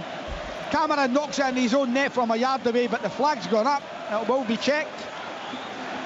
Yeah, I must admit, I didn't even realise it was at Celtic Park because there was no noise there at all. I suppose the flag maybe went up very quickly and quelled it. Yeah. Robbie Dees has got to do better there. Danny Armstrong's been very, very quiet, and it's the first time he's been able to get his head up and come back onto his left-hand side. And Robbie Dees, it's a great run. I think he's onside, and maybe just the defender in the penalty box, he's taken his eye off it, got a bit excited, and a let-off for Hibs. Oh, a wee chance again. Oh, I tell you what, Wilson's causing all sorts of problems here. This time just a hopeful ball over the top, and he's chafed it down with right and never get Wilson. They've clattered into the... He might be a little lad, not much of him just yet, but I tell you what, he's putting himself about. Are you getting to see this goal at Parkhead? It looks offside. The first pass to Kyogo on the 18-yard line. Yeah, looks as if Kyogo's offside. Yeah. So I mean, they've taken it back a long way there, but obviously it's all part of the same move, and that's why they've done it. That's when it becomes frustrating on the ground, though, because they let the ball go and then it ends up in the back of the net, and they don't understand why when it's been a cutback or as an own goal. But it's the first pass in the initial phase, goes into Kyogo in the 18-yard line, and he's just a yard offside, and then he's able to turn and before he plays wide. It's definitely offside. James Wilson with a goal right at the start of the first half, a goal right at the start of the second half. It's 5 for the season now, and he might, John Robertson, be on course to do what no one has done since the middle of May 2023, and that is score a hat-trick in the Premiership, which is incredible. We went through the whole season without a league hat-trick in the top flight last time round. Yeah, he could already have had it. Oh, chance points away from goal. He could already have had it, Richard, because the save from Amasia in the first half, the save Penrice smashed over across the 6-yard line, and he absolutely cracked it, and it's just clattered off the goalkeeper. Otherwise that would have gone in as well. But I'll tell you what, he's ran the channels really well. He's not let the Ross County 3 have a minute's peace. He's just been a real pest all afternoon, and he's just a slip of a lad. Yeah. But I'll tell you what, he's put himself about, he's got a bit of pace, and there's one thing that you can't deny that we've seen over the last few weeks. He knows where the back of the net is. Jordan White was the last player to score a hat-trick in the league, in the Premiership, May the 13th against Dundee United 2023. Incredible that it's so far back. Right, Stephen Craigan, tell us about the early stages, second half at Fir Park. Well, unsurprisingly, there was a couple of subs for Rangers. It was Václav Černý had come on, Iggemans come on, Dessers, who I thought was very poor in the first half. I mean, I was checking with body language. Sorry, Stephen, we've got to check at Parkhead for what? I don't know. Possible handball penalty. So, Rangers hit the post. Man, he's hit the back of the net. He had a chance. He was one of the subs that came on. He had a snapshot a couple of minutes ago, and they're back in the game. Shot from the edge of the box, I think from Danilo, crashes off the post, and Egeman fires it into the back of the net. 2-1 Motherwell. And he was immediately into the net there to grab the ball, and he's racing back up the park because he knows just how important that could be. I think he could be offside. No, he's not. He's not. It's not him that's offside. The ball gets flipped into the box. He takes his touch. Danilo takes his touch and hits the post. But as he's hitting the post, I think it's Cortez that's offside. He might be in the goalkeeper's view. I think he's wide enough that he probably won't be. Given we've seen a couple of those incidences of late, haven't we? I think that's a goal. I think about goal. Yeah. I mean, what you would say is it's a great finish from a player who's shown good form of late. It's a great finish. He comes back at him so quickly, coming off the post, and it doesn't think twice, just puts his laces through it right into the top corner. A great finish in his left foot. Penalty! Well, this will be interesting because Hearts have just been awarded a penalty there. They'll probably check it. I mean, Boyce played the ball. It didn't look to me like Penrice was going to get it, but it was bundled over by Wright. The referee's pointed straight, The referee's pointed straight to the spot. Young James Wilson has grabbed it. So you've got a chance here, Richard. The youngster may well get the opportunity. It looks a penalty to me. The defender's the wrong side. He's let Penrice get inside him. As soon as he lets Penrice get inside him, it's that moment when they panic and try and put their arm out. It's a great reverse pass for Boyce. Here I'm seeing it here. Well, fair play to the youngster, Richard. He's not messing about. He's got the ball under his arm and he's about to place it to the spot. If this is given, it will be given. James Wilson has the opportunity to get that hat-trick that you were just talking about. It will be given. It's an arm right across his face, neck side. Could possibly be outside the box, but it definitely looks into me. It looked inside. It just looked like he just got himself in there, John, and he was just bundled over. But I tell you what, fair play to the kid. He might be only 17.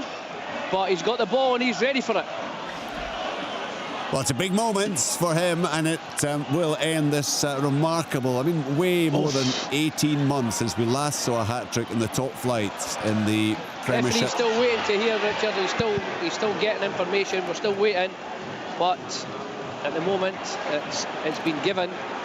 What I will say, Rob, was he looks really calm as he's ready to take it. He's juggling the ball from hand to hand. Oh, the referee's going to have a look. So it doesn't look like it will be given. Unless it's just outside the box. The arm goes across outside the box, right? But there's a tangling of legs just inside the box. Oh, not this again, John. Come on. It is.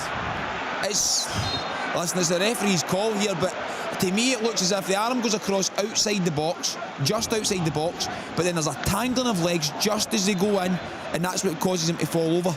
The initial contact's outside. It's a really difficult one to call. They're just toying with him now, Celtic. Richard, is that not a factual decision then for the penalty kick? It's either inside the box or it's outside the box. Well, but I think that is difficult to establish the fact. So we don't know what the foul's for, Stephen. The foul's either for the arm going across his face, which is outside the box, or the tangling of legs, which is inside the box. There's two different ports of contact. If it carries on inside the box, it's a penalty. Usually, no? If contact has been initiated outside the box and carries on, it clearly starts outside. There is no question that it starts outside. The arm is across the player. Penalty. Yeah, I think so. No, wait a minute, no penalty. He's given a free kick outside the penalty there. So he's given it for the initial contact. He's given it a yard outside the penalty area. Well, OK, so that's the initial contact. He's decided that initial contact did not then continue in his mind. There's another check going on at far part. Richard, it's a check for a red card. Lennon Miller lunged in for a tackle and he won the ball, whether he's made contact with the player first or not. Stuart Kettlewell wasn't happy. He's actually getting yellow carded. I have to say now, there was a VAR check. He's come over to the touchline. He's arguing with Stuart Kettlewell. It's Gavin Clancy.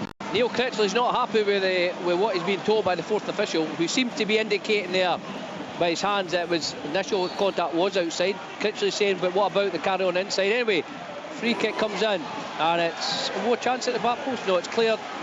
George Grant's going to put the ball back into the box. It's cleared again, and it's all coming up. But Neil Critchley's not happy with what he's been told, and it looks like the hand gesture that the fourth official saying it was outside the box, and then he's indicated it, inside the box. That's brilliant. Absolutely magnificent. Wait to see the short corner from Celtic. They've tried 3 or 4. It's played out to 2 or 3. It's then whipped in. I think Bernardo has the initial shot. It's a wonderful save by Ray, and there's Kyogo from about 2 yards out. But the short corners have been magnificent. It starts on the left and goes out to the right. Brilliant. It's a brilliantly worked corner. It comes from the right hand side, in swinging right foot. And they bring 3 out. There's 2 St Johnstone defenders come out. They work it out. Then they cut the ball to the edge of the box. But the play, I think it's Bernardo that passes it square to Kyogo and continues his run. Yeah. Bernardo volleys it, then volleys it. Josh Ray makes a great save. Bernardo's head's in his hands, and then he follows it. Who is it that follows it in? It's Kyogo. Yeah. It's a great work corner. The way to pass for Bernardo and then to continue his run, it just sucks him out. That's right off the training ground. Possible offside. I actually thought that Kyogo came from behind Bernardo, so therefore he should be okay. Yeah, Kyogo's adamant he's onside. That's goal. Yeah, just a quick check. Richard, I've had about 3 or 4 of these short corners, and they've all been different. Their set plays have been magnificent. 3 out. St Johnstone took 1 out down the left again. Spill another great ball. Oh, nearly a carbon copy there. Spittle down the left to Penrice. He's done it again, John. He's just put a wee bit here and go and attack that. This time it's Boyce. He's flicked it over the keeper and it's just gone over the bar and landed on the roof of the net. Right, quickly back to Stephen, because there was a bit of confusion at Fir Park. Well, there was a check for a possible red card. And then Kevin Clancy charged over to the touchline. Everyone thought he was going to look at the screen, but he's come over and booked Stuart Kettlewell. And Stuart Kettlewell has kept his protestations going. He's now going to be sent off, I think, because he's been going at the 4th official. He's not happy at all. Stephen Frail is trying to intervene. But Kevin Clancy, I would imagine, there he goes. He's going to go straight for a red card. Stewart's into the stand. He's been sent off, and it's still 2-1. Journey had a chance, good save down the left-hand side by Oxford. Tony Watkins then had a chance, good save down the left-hand side by Jack Butland. So the game is now 2 and 4. And Stewart couldn't resist one more volley just before he went off. If you're going to go, Richard, you may as well have a right go. But he's just back from suspension, isn't he? He was suspended for a game recently. So from Lewis Miller. Chance here for Rocky Bashir. He just can't wrap his foot around it. It was really good pick out from Junior Hoylett. Hibs' best period in the second half. Still the Birmingham 1, Kilmarnock 0. Nectarius Triantis with a goal there. Celtic now 2-0 up against St Johnstone. 14th of the season for Nicholas Kuhn. Kyogo has just got his 9th of the campaign, just short of the hour mark. Rangers back in it at Fir Park. Hamza. Oh, he's punched it into his net! Jack Butland, what's he given? Is he giving a goal or is he giving a free kick? He had warned Tony Watt of getting too close to the goalkeeper. Tony Watt's allowed to stand his ground. I don't think he pulls and tugs and gets at him. Jack Butland tries to punch it out and actually punches it into his net. And the referee has taken the side of the goalkeeper and has given a free kick, but VAR will have a check. It looks as if Tony Watt had his arm up and across. Ooh, did he? It looks to me as if Watt's got his arm on top of Butland's right arm, which he throws the punch to punch it, and it influences where it's going to. For me, it'll be given as a no-goal. I don't think the goal will be given. Tony standing in the penalty spot, trying to show his innocence, but clearly it's going to be a free kick the way John's describing it. Yeah, his arm's on top of Butland's to restrict how high Butland can lift his. To me, it'll be disallowed. It's resting over Butland's right shoulder. Yeah. And it does actually have you can see there, it has a material impact because it actually pulls Butland's right arm back a wee bit, doesn't it? Yeah. So it wasn't quite a Cammy Bell. No, it's not. Well, you two guys have had a look at it, and you've been able to make a decision within 10 seconds. Yes. And we're still here waiting to see what's going to go on. So I'll be honest. Your decision might not be right. I'll be honest, Stephen, there's a little less pressure on us than there is on the actual VAR. Richard, we're right. You've got it right. Right, so it's Motherwell 1, Rangers 2. Motherwell 2, Rangers 1. Stamfordopoulos and Maswanise in the first half for Motherwell. Egaman with the goal back for Rangers. Motherwell having a goal disallowed there correctly, so it seemed. Richard, let's go back to Philip Clement's pre-match talk when he said Vaclav Černý couldn't play a lot of minutes because the workload in the medical team. He's came on at half-time. Yes. So surely then if he's got 45 minutes, you start him the game and take him off, as opposed to bringing him home and just chasing the game down. I just don't understand the reasoning behind it all. I know John's trying to back it up, but I just think if he's one of your better players, you start him playing for 45 and take him off. Well, we'll see how it all unfolds. Richard, do you ever think your club will get to find out how much you're going to get for Conor Barron? He could theoretically be sold in 3 days' time. Yeah, the ongoing wait for an independent tribunal to assess the value of Conor Barron's move from Aberdeen to Rangers. One ball from Polworth. Fraser Murray. Save parried out. Eric Iredale just before Danny Armstrong, who has been booked. 3-0 Celtic. Once again, it's a wonderful cross from the right-hand side. Danny Armstrong's going to be sent off here. Bang. Right, Alan, I'll come back to you. I'll come back to hear about the third goal. There's another sending off for Kilmarnock. I actually really feel for Danny Armstrong here. He's went in to try and score a goal. He's on a yellow card. It's a brilliant ball from Liam Polworth to Fraser Murray, who gets a shot away. I think Jordan Smith should do better. He's parried it out. He's gave the Kilmarnock attacker a chance, and himself and Iredale have thrown themselves at it to Danny to try and score a goal, Jack Iredale to try and clear the ball. Iredale's won the race and he's cleared it, and Danny Armstrong's caught Iredale. For me, it's quite harsh in terms of him trying to score a goal, but Kilmarnock again down to 10 men. Yeah, it's a great pass from Polworth to get in the inside left channel, and he drives with the ball. I think it's Fraser Murray. Fraser Murray fires it across goal. As you say, the goalkeeper makes a great save, but he palms it out. To me, Danny Armstrong's not trying to make any contact with the player or ball. He's trying to block the clearance. That's what it looks like. He's trying to block the clearance. Whether there's contact or not just now, the pictures are not, now we're getting to see it. In the middle of the pitch, Stephen, if you're in the middle of the pitch, you're claiming for a booking 100%, but to get sent off for that in the 18-yard box, 6-yard box when you're trying to score a goal, I think he's a half sending off. He's as you say, he's just trying to catch Iredale at the wrong side, and he's trying to almost convert his clearance into the net. That's exactly it. Yeah. He's trying to deflect the clearance into the net. That's 100% what it looks like in the footage. It's an 8. Things could not get any worse for St Johnstone. Dyson Maeda's taking his stuff off. He'll be tired, won't he? He won't be running at 100% for the remainder of the game. I watched him in a 6-0 win at McDermott. Yes, I know the incident you mean. Yeah. He gave it away at the edge of the St Johnstone box and he chased back and won it. Unbelievable athlete. What a professional. Incidentally, that's an 8th sending off of the season for Kilmarnock. So you had Joe Wright, Stuart Finlay, Brad Lyons, Joe Wright again, Liam Donnelly twice, Robbie Dees most recently, and now Danny Armstrong. I mean, I remember one of the games recently, Derek almost laughing when he said that the one thing we just need to do is try to keep 11 players in the park. I know he's not been happy with some of those sendings off, but it's not a record that is going to serve them well. And of course, the potential of further suspensions because of those red cards as the season goes on. 3-0 Alan, Celtic against St Johnstone. 10th of the season now for Kyogo. Yeah, and I've got to say... Hit it! Oh, what a save, Jack Buller! 21 for it in! Chance it's 3-1 to Motherwell. Free kick into the box. Dan Casey wins a header. I thought it was going to land in the roof of the net. It hits the crossbar, comes back into play. Casey has a shot with his left foot. Butler gets off the ground, has a brilliant save, and then Tony Watt turns, swivels right foot, back of the net, 3-1. As it stands, VAR will have a look, I'm sure. Right, so the free kick's coming in. Yeah, somebody's offside. I don't know who it is. The closest one to us looks, his shoulder looks offside. Looks Casey, the one that hits the bar. The player heads it. Yeah, the one that hits the bar's offside. Yeah, and then the save's made. Butland makes a great save with his feet, by the way, to bring it back into play. And then the Rangers players are standing in the edge of the 18-yard box, not expecting it, but you'll be given offside. Yeah, Casey was ahead of the defenders, and he certainly gets a header on it, so it will be off. Richard, 3 changes for a possible Celtic. penalty here as well, Richard. I don't know. It looked like the Ross County. The referee's given a free kick for the Ross County player kicking the Hearts player, but they're now checking it for a penalty kick. Right, John, let me just clear up one or two things. We're getting guidance in terms of these VAR decisions from the Scottish FA. The Hearts penalty shirt a few minutes ago, the foul was deemed outside the box, so no penalty. And in terms of the Lennon Miller challenge, the tackle was deemed reckless, but not enough for a red card, and VAR supported the decision of the referee. So referees looked at a penalty here, Richard. It looked like it was a foul for Ross County. For Hearts. I'll come back to you, John Robertson. It's a goal!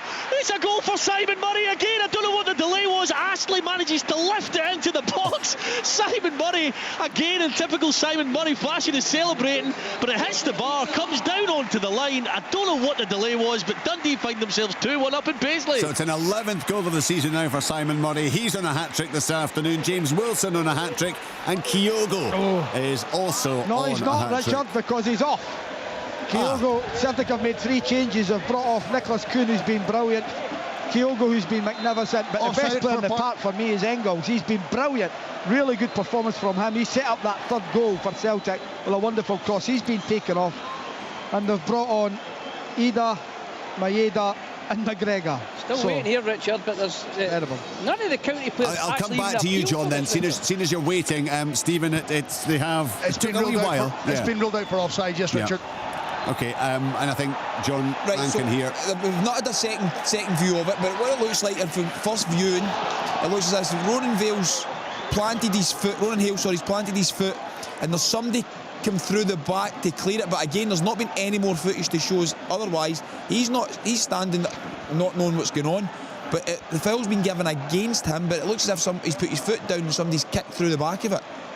There was no claims at all, John. No. That's what's made it strange. The referee gave a free kick and none of the county players claimed. They all took up their positions, and it looked like we're just going to be playing on. Then suddenly the announcement was made. Neil Critchley's shaking his head here. He thinks there's something going on, but it's not. It can't be for that. There must have been something. That's the only thing that could happen. No. It was to say the ball was knocked down. It looked like the Hearts player went to clear it, and the Ross County player fouled in. That's what the referee gave. Right, so here the footage now, right, so the static images. It would be helpful if it was actually moving. Yeah. If that's what the referee's looking at, he's getting no help at all. They're looking for offside to begin with, so they're trying to make sure it's on. So we've got the red and blue lines. That looks as if it's okay. Ball lands. Maybe a handball. Yeah, I mean, it's just so difficult to tell. The ball bounces up and hits the arm of the Hearts player. There's a late challenge. It looks as if it hits George Grant's left arm, Robbo. No, he's given a free kick. He's not giving it. Yeah, so it looks as if what's happened is I think Jordan White flicks it on, and as he flicks it on, they're trying to decide whether it came off George Grant's left arm before it comes down, and then George Grant clears it. That's why Ronan Hale's not looking for it. It's not the offside he's given, is it?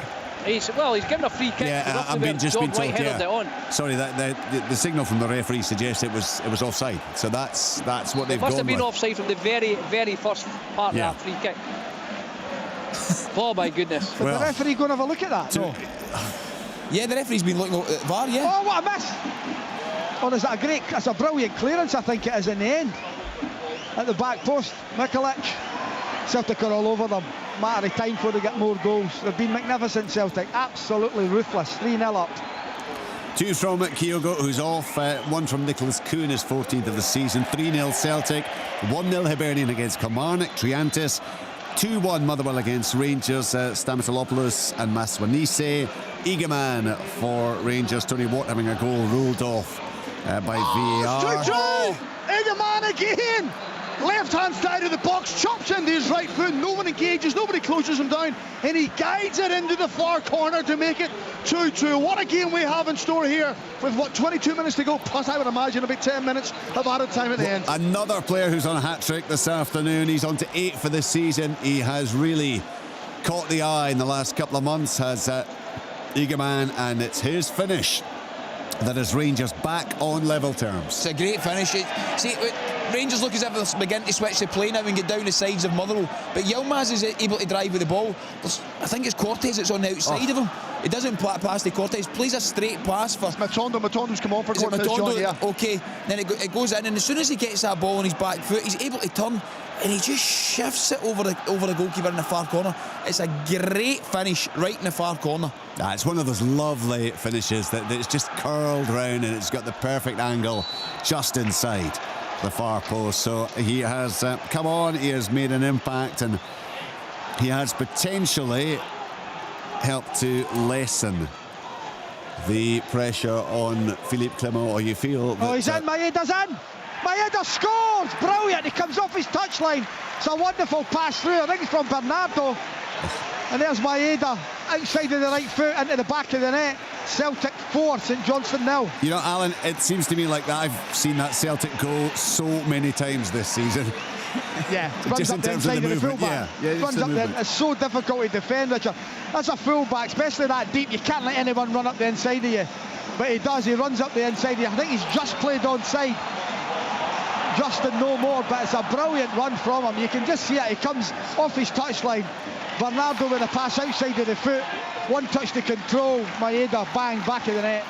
Celtic have been unbelievable. 13th goal of the season. Celtic are 4-0 up. It's heading for another very, very comfortable afternoon for the champions. 4-0 Celtic, 1-0 Hibernian against 10 men of Kilmarnock. Danny Armstrong sent off their 8th red card of the season. It's Motherwell 2, Rangers 2, Ross County 0, Heart of Midlothian 2, and incidentally, in terms of the latest VAR guidance, we've got the potential penalty shout for County. It was confirmed as offside in the build-up, and that is why well, we did have a lengthy delay before it was all sorted out, but that's and we have another what it's all VAR about. check at Motherwell, Richard. I would imagine it must be for a penalty kick, because there was lots of bodies and plenty of shots coming in from the Rangers players, and the Motherwell players are throwing their bodies on the line to try and block it. So there has been a short delay when it's not confirmed as yet. Oh, Czerny with a shot. I think, as you say, there were bodies flying everywhere. We've not seen a replay that shows whether there was indeed a handball, as the ball was deflected wide for what would be, as things stand, a Rangers corner. 2-2 in that game between Motherwell and Rangers. Eagleman with a double to get the visitors. And it's no penalty, Richard. Sorry, they've just been announced over the timeout, and the corner's about to be taken. But yeah, Rangers are really in the ascendancy now. Motherwell are hanging on, throwing bodies in. They haven't managed to get hold of the ball. They can't get up the pitch as much as what they were doing in the first half, so they're going to have to try and ride out the storm. Rory, are Dundee heading towards what would be a much-needed victory in Paisley? I think it's too early to say. St Mirren look like they've still got enough about them to cause Dundee problems. Dundee are still probing and creating chances of their own, but I wouldn't be confident enough from a Dundee perspective to say that this game's done and dusted just yet. St Mirren have rung the changes. Idowu and Olasanya have come off. Ayunga and Mandaron have come on. I just wonder how long Stephen Robinson waits to introduce his youngsters. But as it stands at the moment, there was chances as well, by the way, at the start of the half, but there was so much going on. Olasanya hit side net, and Tara Holden had a save, forced Carson into a save, and Idowu did as well. So Dundee 2-1 up at the moment, and there is going to be a change for St Mirren, it looks like, and I'm just trying to see the number on the back of the shirt. It's going to be Caelan Boyd-Munce to come on, the hero from Boxing Day. So still 2-1 Dundee, but I still think there's goals in this one, Richard. Allardyce and Brophy on, Richard. Here's County throw the dice, Hale off, and Randall off his Hartsburg. I tell you what, Connor, I've got to say today, Liam Boyce has been excellent. He's done really well. He's been a great shield for young Wilson. James Brooklyn has a chance at the back. Ooh, cleared away. But listen, it's still going. We're 73 minutes in, 74 minutes now.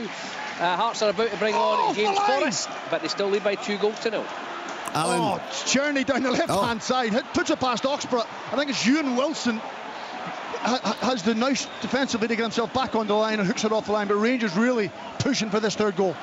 Evan Mooney has come on as well. It was a double substitution. He just didn't quite appear from under the dugout. It's time for me to report on it, but he is on for Greg Kiltie, so let's see what he can bring to the party. St Mirren fans will be hoping similar to Boxing Day, but 2-1 Dundee as it stands. Yeah, St Mirren 1, Dundee 2. I mentioned the darts earlier. The final game this afternoon has been won very convincingly by Callan Rydz, 4-0 against Dimitri van der Berg. What a head of hair he's got on him. It's magnificent. It's I mean, it's one that Archie McPherson would have been proud of. He's got a sugar puff on his head. There's a lot going on. A lot of hair being involved in all sorts of different directions. I'm just jealous, Richard. Yeah, even you would struggle to meet that, Alan. And let's be honest, if you had the raw material, you wouldn't be doing that with it, would you? No, we'd be doing exactly as I've done now. We'd be all off. Right, as things stand, Celtic going to be extending their lead at the top of the table. Remember, we've got one more game. Chance! Oh! Forrest should have scored with his first touch. It's that man Spittle over the right-hand side this time. Cuts in, whipped all on 6 yard line. Looks like here, John, that Forrest just didn't quite connect, and he's just claffed it past the post. Yeah, look, Spittle, an in-swinging cross with his left foot, so he chops on his right. Just seen his pictures here. Swings it in with his left. Oh no, so Forrest swings his right leg at it, but it looks as if it hits his standing left leg. Close. Yeah. McGregor. Yeah. Good play by Celtic again. Yang into McGregor. He hits it from 25 yards, just wide of the target. Fifth and final change for St Johnstone. Off comes Sanders, on comes Jason Holt. It's been really difficult for St Johnstone this afternoon, Richard. They've tried their best, but just the quality that Celtic have got and the players that you can see them bringing off the bench. There's McGregor, magnificent. Yeah, I mean, Maeda scored the goal. The strength and depth of squad that Celtic have got, it's going to be relentless now between now and the end of the season for them. They've now scored 52 goals in less than 18 matches, just under 18 matches this season, and still conceded just 4. As things stand, they will be on 50 points after 18 matches, and they will be 14 points clear of Rangers. Aberdeen do have the chance to get back up into second place, but that would see them reversing the slide of recent weeks and getting a victory at Tannadice. That's a game that kicks off at 5:15. Dundee United, knowing of course that a win for them will move them to within 3 points of the Dons. All set up, big atmosphere, big crowd. Going to be some afternoon or some evening, you'd imagine, at Tannadice.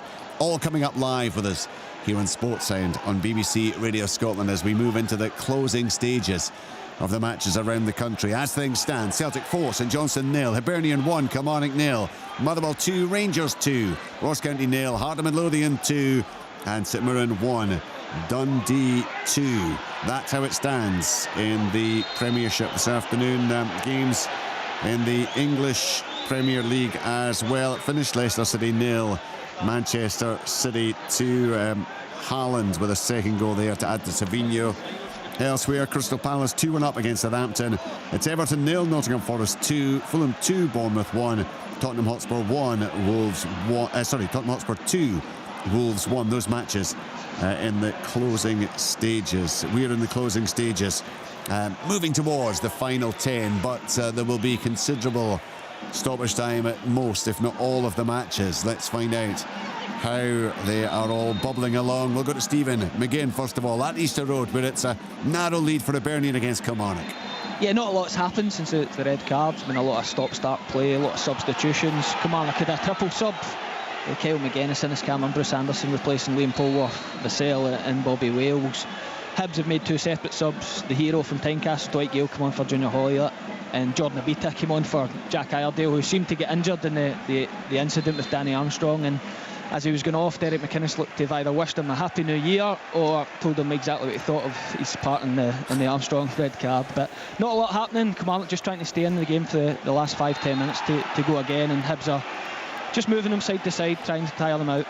Hibs poised for a 4th straight victory, which would move them, as things stand, to within 3 points of Motherwell and St Mirren. But of course, as we know, much could happen, and much almost certainly will happen in the closing stages of these games. So do not take anything for granted right now, other than the fact that it's going to be a win, and a convincing win for Celtic, who are 4-0 up against St Johnstone. Very much in the balance, Stephen Craig at Fir Park. Motherwell 2, Rangers 2. Yeah, it is indeed, Richard. Motherwell, they had to stem the tide. They were really under the cosh. They couldn't get themselves up the pitch. They've done a little bit better in the last 5 or 6 minutes, but Rangers just look such a threat because there's so many attacking players on the pitch. You know, we spoke ahead of the game about making 7 changes and what it would do. Well, he's gone back to the players that he's used before, and they're playing better than what the players did in the first half. So Rangers are now thinking the game's there for them to go and win if they can produce that little bit of quality. However, Motherwell will think set plays or one breakaway, they could fall their way. So it is finally poised. I would imagine we'll have 7 or 8 minutes added on at the end. So we've still a long way to go in this game. We've just seen shots on the telly. Stuart Kettlewell sent off, of course, and he's up there in the gantry alongside the Motherwell TV people, the analysts. He is still giving it plenty, and it's fantastic to see the 2 guys either side of him, the analysts or TV guys, completely and studiously trying to ignore the manager going mental. He's going off his head, and they're just sitting looking at one another thinking, I don't want to be here. He's got the fingers out, he's talking systems and different tactics. It's just so much passion involved. Absolutely. I totally understand it. Oh, totally. Totally. Anyway, 2-2 it is there. Hearts looking good, John Robertson, for what could be 3 massive points. Massive, if they hold on here, Richard, to say that County, without tempting fate from the Hearts perspective, they've not really threatened. Craig Gordon's looking still very, very pristine in his all-yellow outfit here, because he's not had a save to make apart from one from Conor Randall in the first half of 25 yards. That's been it. They've put a couple of decent balls in County, but they've not worked them enough. I think if Don Cowie, if it stays the same, then and we always get late drama here in Dingwall. Like where Don will be upset is he's not really worked Craig Gordon. Hearts are looking threatening on the break. They brought Forrest on, he's looking sharp. Wilson's still moving.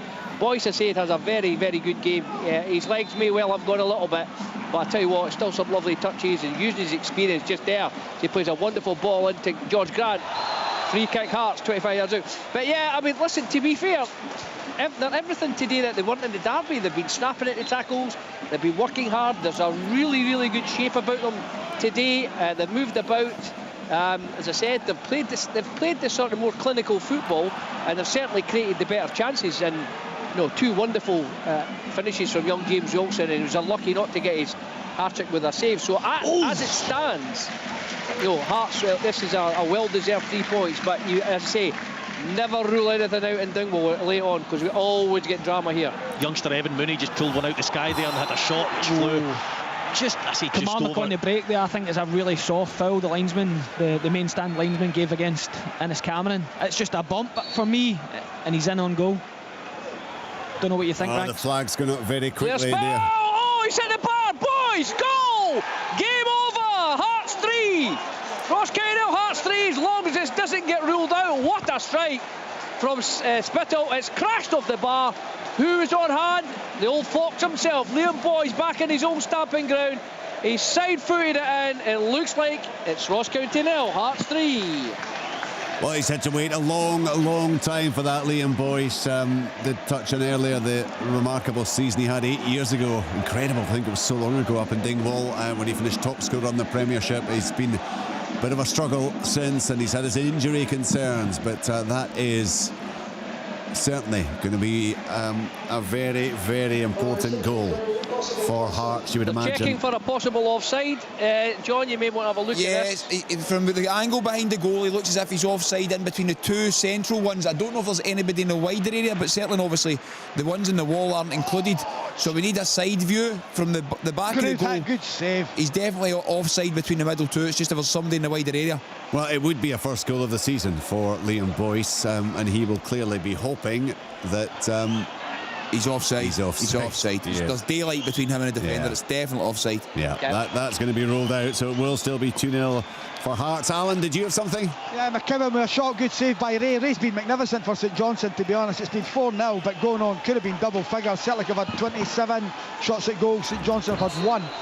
Total domination, but it's good play by Yang, cutting off the right wing, given into McKibben, left foot shot, good save by the keeper. Goal disallowed. 4 minutes to go at Celtic Park, with Celtic lead St Johnstone by 4 goals to 0. Callum Penman's joined the action as well, the youngster coming on to support the other academy graduate, Evan Mooney, who's been heavily involved since he's come on. But Dundee do look good, to be fair. They've kind of held their strength. They're not sitting back, protecting their lead. They're trying to go for more. Adewumi's been very good in the second half, I have to say, as well. So Dundee's still 2-1 up. But St Mirren have got their 2 youngsters on. Double change for Hearts. Young James Wilson's day is over.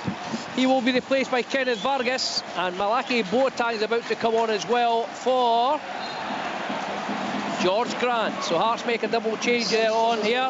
Vargas and Boateng on. Grant and young James Wilson are coming off. Well done to James Wilson. 2 more goals. To be fair to him, Richard, he's a young kid and he looks absolutely wiped out. He's given it everything. I'm surprised he's not going to be capped. He's got the biggest, broadest smile. He's about to be congratulated by the manager. What a day for the youngster. Unlucky not to get his hat-trick. Yeah, Neil Critchley. Robbed of a penalty that he'd have been desperate to take, but he's done his business. It's up to his teammates now for the last 6 minutes plus. I would imagine at least 6 or 7 minutes stoppage time to see the game out. Neil Critchley saying beforehand, we need to battle, we need to fight, we need to win our duels all over the pitch, and that is exactly what Hearts have done this afternoon. Thanks to those 2 Wilson goals, they lead by 2 clear goals in Dingwall. As we just heard from Rory, it's still 2-1 Dundee in Paisley against St Mirren. Simon Murray with his 10th and 11th of the season. Kilmarnock, another sending off. Danny Armstrong, 8th red card of the campaign. Hibernian with a 1-0 advantage. Celtic 4-0 up against St Johnstone. They are heading towards another clean sheet. It has been a remarkable run for them. It will be a 6th straight clean sheet for Celtic. They did earlier in the season go 6 without conceding. A total of 582 minutes. The current one would, if they see the game out, will take them to 548 minutes. It's remarkable. So strong at the back, but of course so strong all over the park. And that's why they're heading Alan to another big win. And almost another goal there. Great ball in. The theme for the day has been crosses. They've been magnificent. This time it's Callum McGregor. Daiza Maeda again off his touchline, almost on the end of that with a header. Yeah, it's a great ball from McGregor. Maeda probably this time just runs too early. He's definitely onside, but he runs towards the middle of the goal rather than towards the back post. It's a great pick out, a great attempt to pick out from McGregor. You see him chasing the ball back here. Brilliant. Ball's played back to the keeper. He plays it out first time to Sanders, and Maeda just doesn't let him settle. He's incredible. What an athlete. Yeah, it's a trigger. As soon as it goes there, he just sprints at him and he ends up he's doing it again. Yeah, he won the ball back. What a run it has been for Celtic. There was the 0-0 draw against Dundee United. There was a 2-2 draw. That was way back in the middle of October against Aberdeen. But every other game has been won, and for the most part they haven't conceded in those matches either. Celtic 4, St Johnstone 0. Still Hibernian 1, Kilmarnock 0. Triantis. Is it going to be, Stephen McGinn, a 4th successive league win for the Edinburgh side? There's no real goal-mouth action. Dan McFarlane's managed to upset both sets of supporters in the last couple of minutes.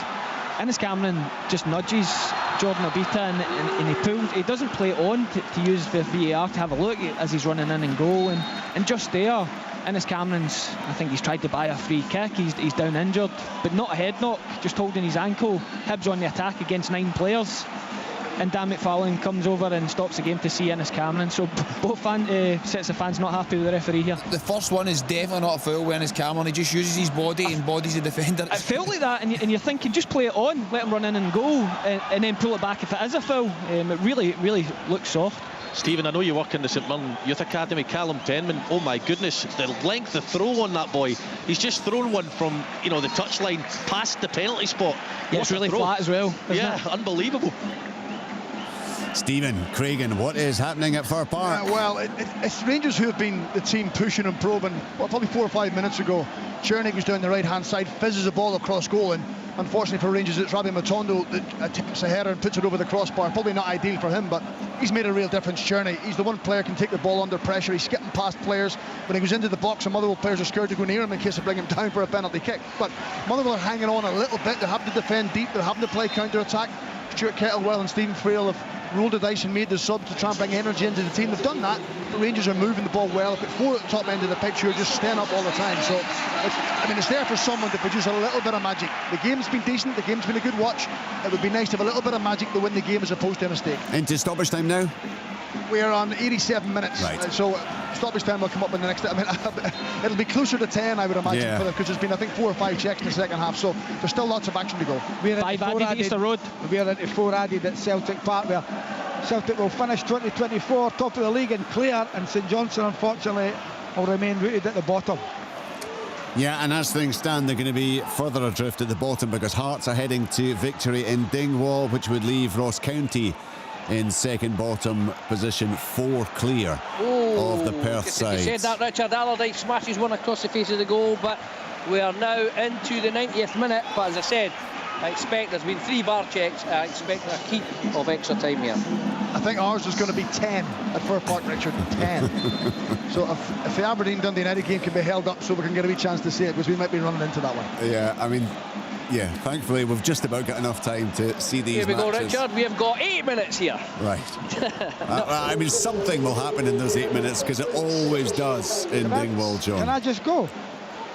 Oh, you're still playing, Alan, aren't you? I know, but these guys Alan, you could have win at half-time. We're going for the next 20 minutes. Let's be honest, Alan, you're not getting out that car park anytime soon anyway. That's very true, Richard. So, it must be offside here. Come on, lads, just stick your flag up. Vargas ran at least 2-3 yards offside, and we're still playing on. I'm waiting for this flag to go up. And there it goes. There it goes. It could have been done 30 seconds, 40 seconds earlier, but it wasn't. Ross County 0, Hearts 2, St Mirren 1, Dundee 2, it's Motherwell 2, Rangers 2. Hibernian still 1-0 up against Kilmarnock, and Celtic heading to yet another convincing victory. 4-0 it is against St Johnstone. And Nicholas Kuhn, 14 for the season. Daisen Maeda, 13 for the season. A double today. Kyogo now on to 10 for the season. Their firepower really is frightening. Arnie Engels has just been named man of the match, and I've got to agree with that. He's been magnificent, albeit taken off 20 minutes to go. But what a display from him. Yeah, well, I mean, John marvelled at some of the things that he was doing earlier in the game. It was he's crossing into the box, and even the way he waits it with both feet, he's going to be a really good player for Celtic.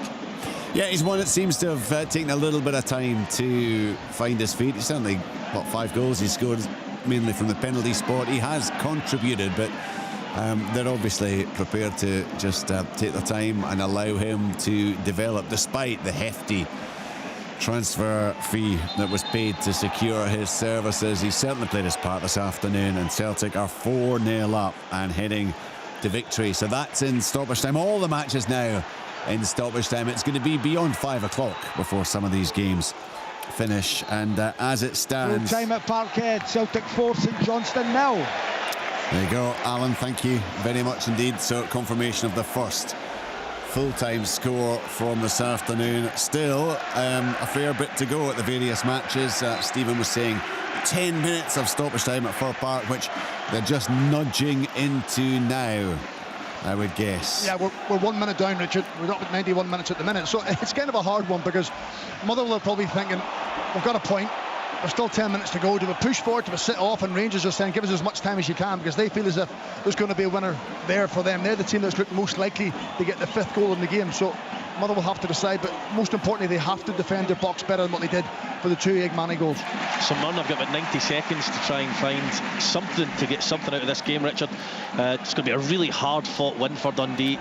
It really is. They've got a corner now as well, which I imagine they'll try and keep it in the corner, but probably worth their 2-1 lead over the piece, Dundee, so far, but they need to hang on for another minute. And it'd be a big one, wouldn't it, for Dundee, Rory, when you consider how things have been of late, and also the selection problems Tony Docherty had coming into this, and the fact that he had to make those 2 very early injury substitutions as well.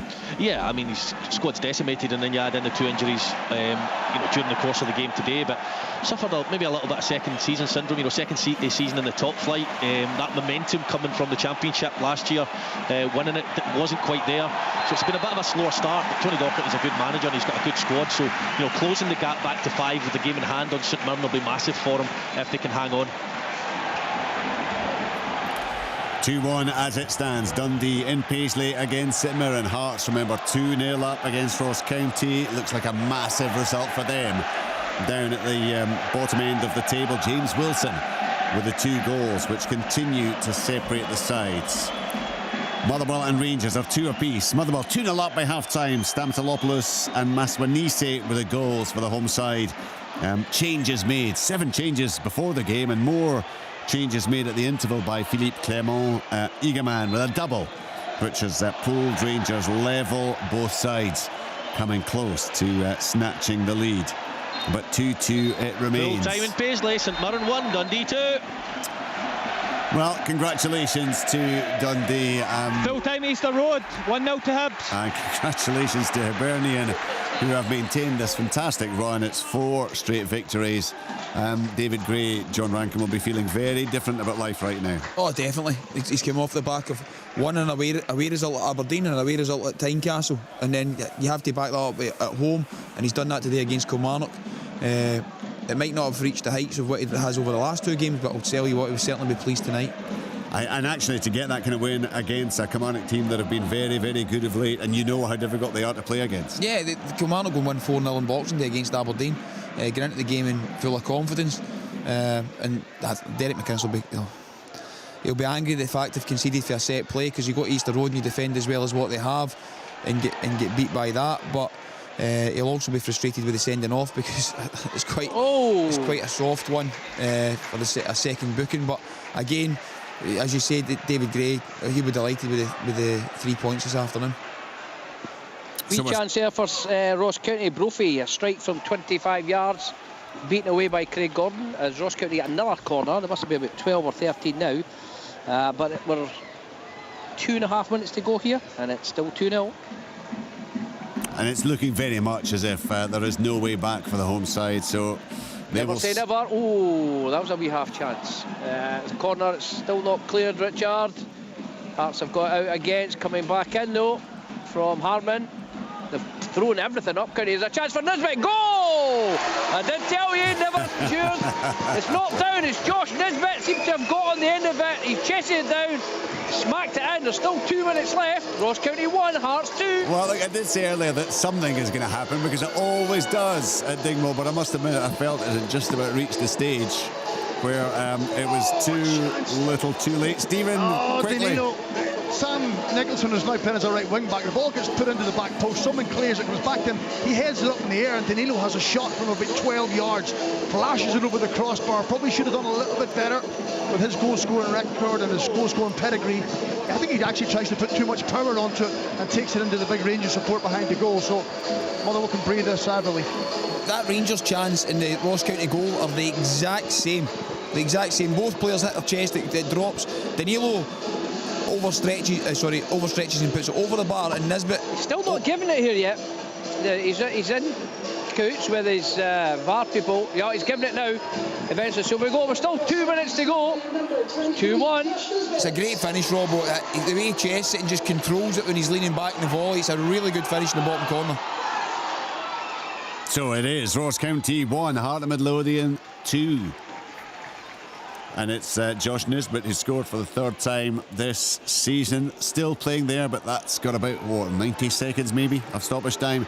Still got a bit longer than that in terms of stoppage time at Fir Park, but it remains Motherwell 2, Rangers 2. Which side, if either, is looking the more likely right now, Stephen Craigan?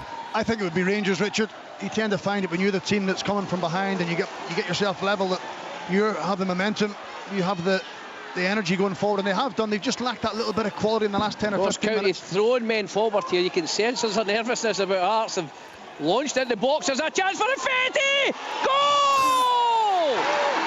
Oh my word, wait till you see this. It's an absolute disaster for Craig Gordon. The throw is taken short. It's thrown in the box. The Hearts player's leave. Looks like Fetty's going to get it. It drops in the mud. It hits Craig Gordon's knees. It rolls out. It's bundled over the line. 2-2. That's Jordan White who has gone away. I wasn't sure if it came off him, if it came off one of the Hearts players. It's that mudbath of a goal mouth which has not helped. Certainly helped Jordan White's slide. The way he is celebrating, he is convinced he's got the final touch. Nobody's arguing. It's definitely the same, Richard. You could sense the ball was up there. They were nervous. It was thrown in. If Fetty went to try and get ahead on it, missed it. Craig Gordon has just splattered in front of him. It's hit his knee, and John White's managed to get a big toe onto it, and he's knocked it. Like, what a disaster for Hearts after absolutely controlling this game for 96 minutes. It's 2-2. Rob, well, you've described that as accurately as what it is in the TV there at the same time. As you say, it just splatted. The ball's not bounced. It lands in the 18-yard box, and it comes off Craig Gordon's feet and falls straight at White for a tap-in. John, we have a VAR check. There was a coming together between Tony Watt and Václav Černý. And Tony Watt is saying that Černý threw an elbow and hit him in the face. I've just managed to see it on a monitor beside me. I'm not too sure he throws it, he puts it up, but I'm not too sure if he uses it as a weapon towards Tony Watt, but there's a lot going on. Yeah, they haven't zoomed in on it yet. So what's happened is Tony Watt's running backwards. He's behind Černý. Černy's arm comes out. It's as if Watt grabs onto his arm. There hasn't been a close-up. John, thank you. There hasn't been a close-up, but no, it's a yellow card for Černý and Watt. I think it's just for Černý. I think Černý gets the yellow, but it's just taking a little sting out of the game. Tony Watt, I don't know if he's used his experience just to try and kill the game and any momentum that Rangers had. I think what happened initially was Watt tugged him back, and then a little bit further on there was some further response, and Černý has reacted then. Look, we're into the last couple of minutes of the commentary, so why don't we just join our commentary team there at Fir Park to wrap things up. Derek Ferguson and Thomas Duncan. Played 9 of the 10 added minutes. We'll keep going for a while yet as Yilmaz gets to the byline, chips it in. Danilo's in there, but so is the goalkeeper Oxborough, who leapt highest and claimed it. Solid keeping from the Motherwell number 1. Yeah, just what you need. You know, he's come out there into bodies. real safe hands, and just takes the pressure off, gives the players a little bit of a breather. Certainly that's what they've needed as we go into, what's that, 99 minutes so far. So, and I think there will be quite a few. Yeah. I've got a table booked for 6 o'clock. I don't think I'm going to make it tonight. Yilmaz under a bit of pressure in his own half, has to play it forward. Sparrow's header straight to Matondo though, who, lovely footwork from Matondo to jink away from one, and he's over the halfway line. Pass is poor, stepped in. Liam Gordon clears it. Butland comes to the edges, box, and then he's smashed it into the night sky above Fir Park. Header won by Sparrow, and then it's forwards, and Motherwell come down the right hand side. It's Nicholson dummies across, checks back, and he's turned away again. He's done brilliantly. Sam Nicholson floats it in. The B is there. Butland claims it in his 6-yard box, and he's thrown it out to Tierney as Rangers look to counter. He does well, Nicholson, but the cross, he's got to put in a little more fizz. He just floats in, makes it easy for Butland. Tavernier driving through the heart of the Motherwell midfield, and it's played out to Matondo, left hand side. Matondo, low cross, allowed to bounce and skips up, and it's an awkward one for Liam Gordon to deal with. It bounces out towards the far side of the box. Matondo's trying to win it, manages to keep it in, and Rangers still with possession, and then a triangle's jinked down the byline, and it's up by Rami. Motherwell managed to get the defenders across in the clearance in, and Butland comes a long way to receive this throw-in, which was rather short. Gives it to Proper, and we've played 55, nearly 56 minutes in this second half, and it's over to Wilson for Motherwell. Has he shepherded that out for a throw? And he has. He's done really well. So I reckon we've played 11 minutes of stoppage time now, and Kevin Clancy's not happy with something towards Sam Nicholson as well now. So 11 minutes at the end of this half. We played 4 at the end of the first half, so 15 minutes extra, 105 minutes, and we're still going. Again, I don't know what Nicholson's done. It must have been a few verbals to pick up about him. He's the referee's point to where he thinks the incident took. Oh, there we go. Full-time whistle. And after 105 minutes of bedlam, it has finished all square. 2 goals in the first half had Motherwell in a strong position.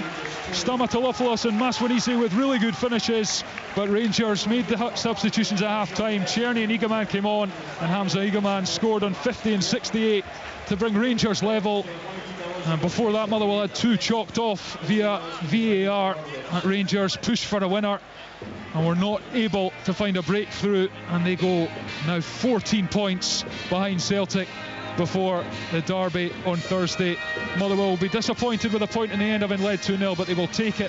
Full time at Fir Park, it finished Motherwell 2, Rangers 2. Football from Sport.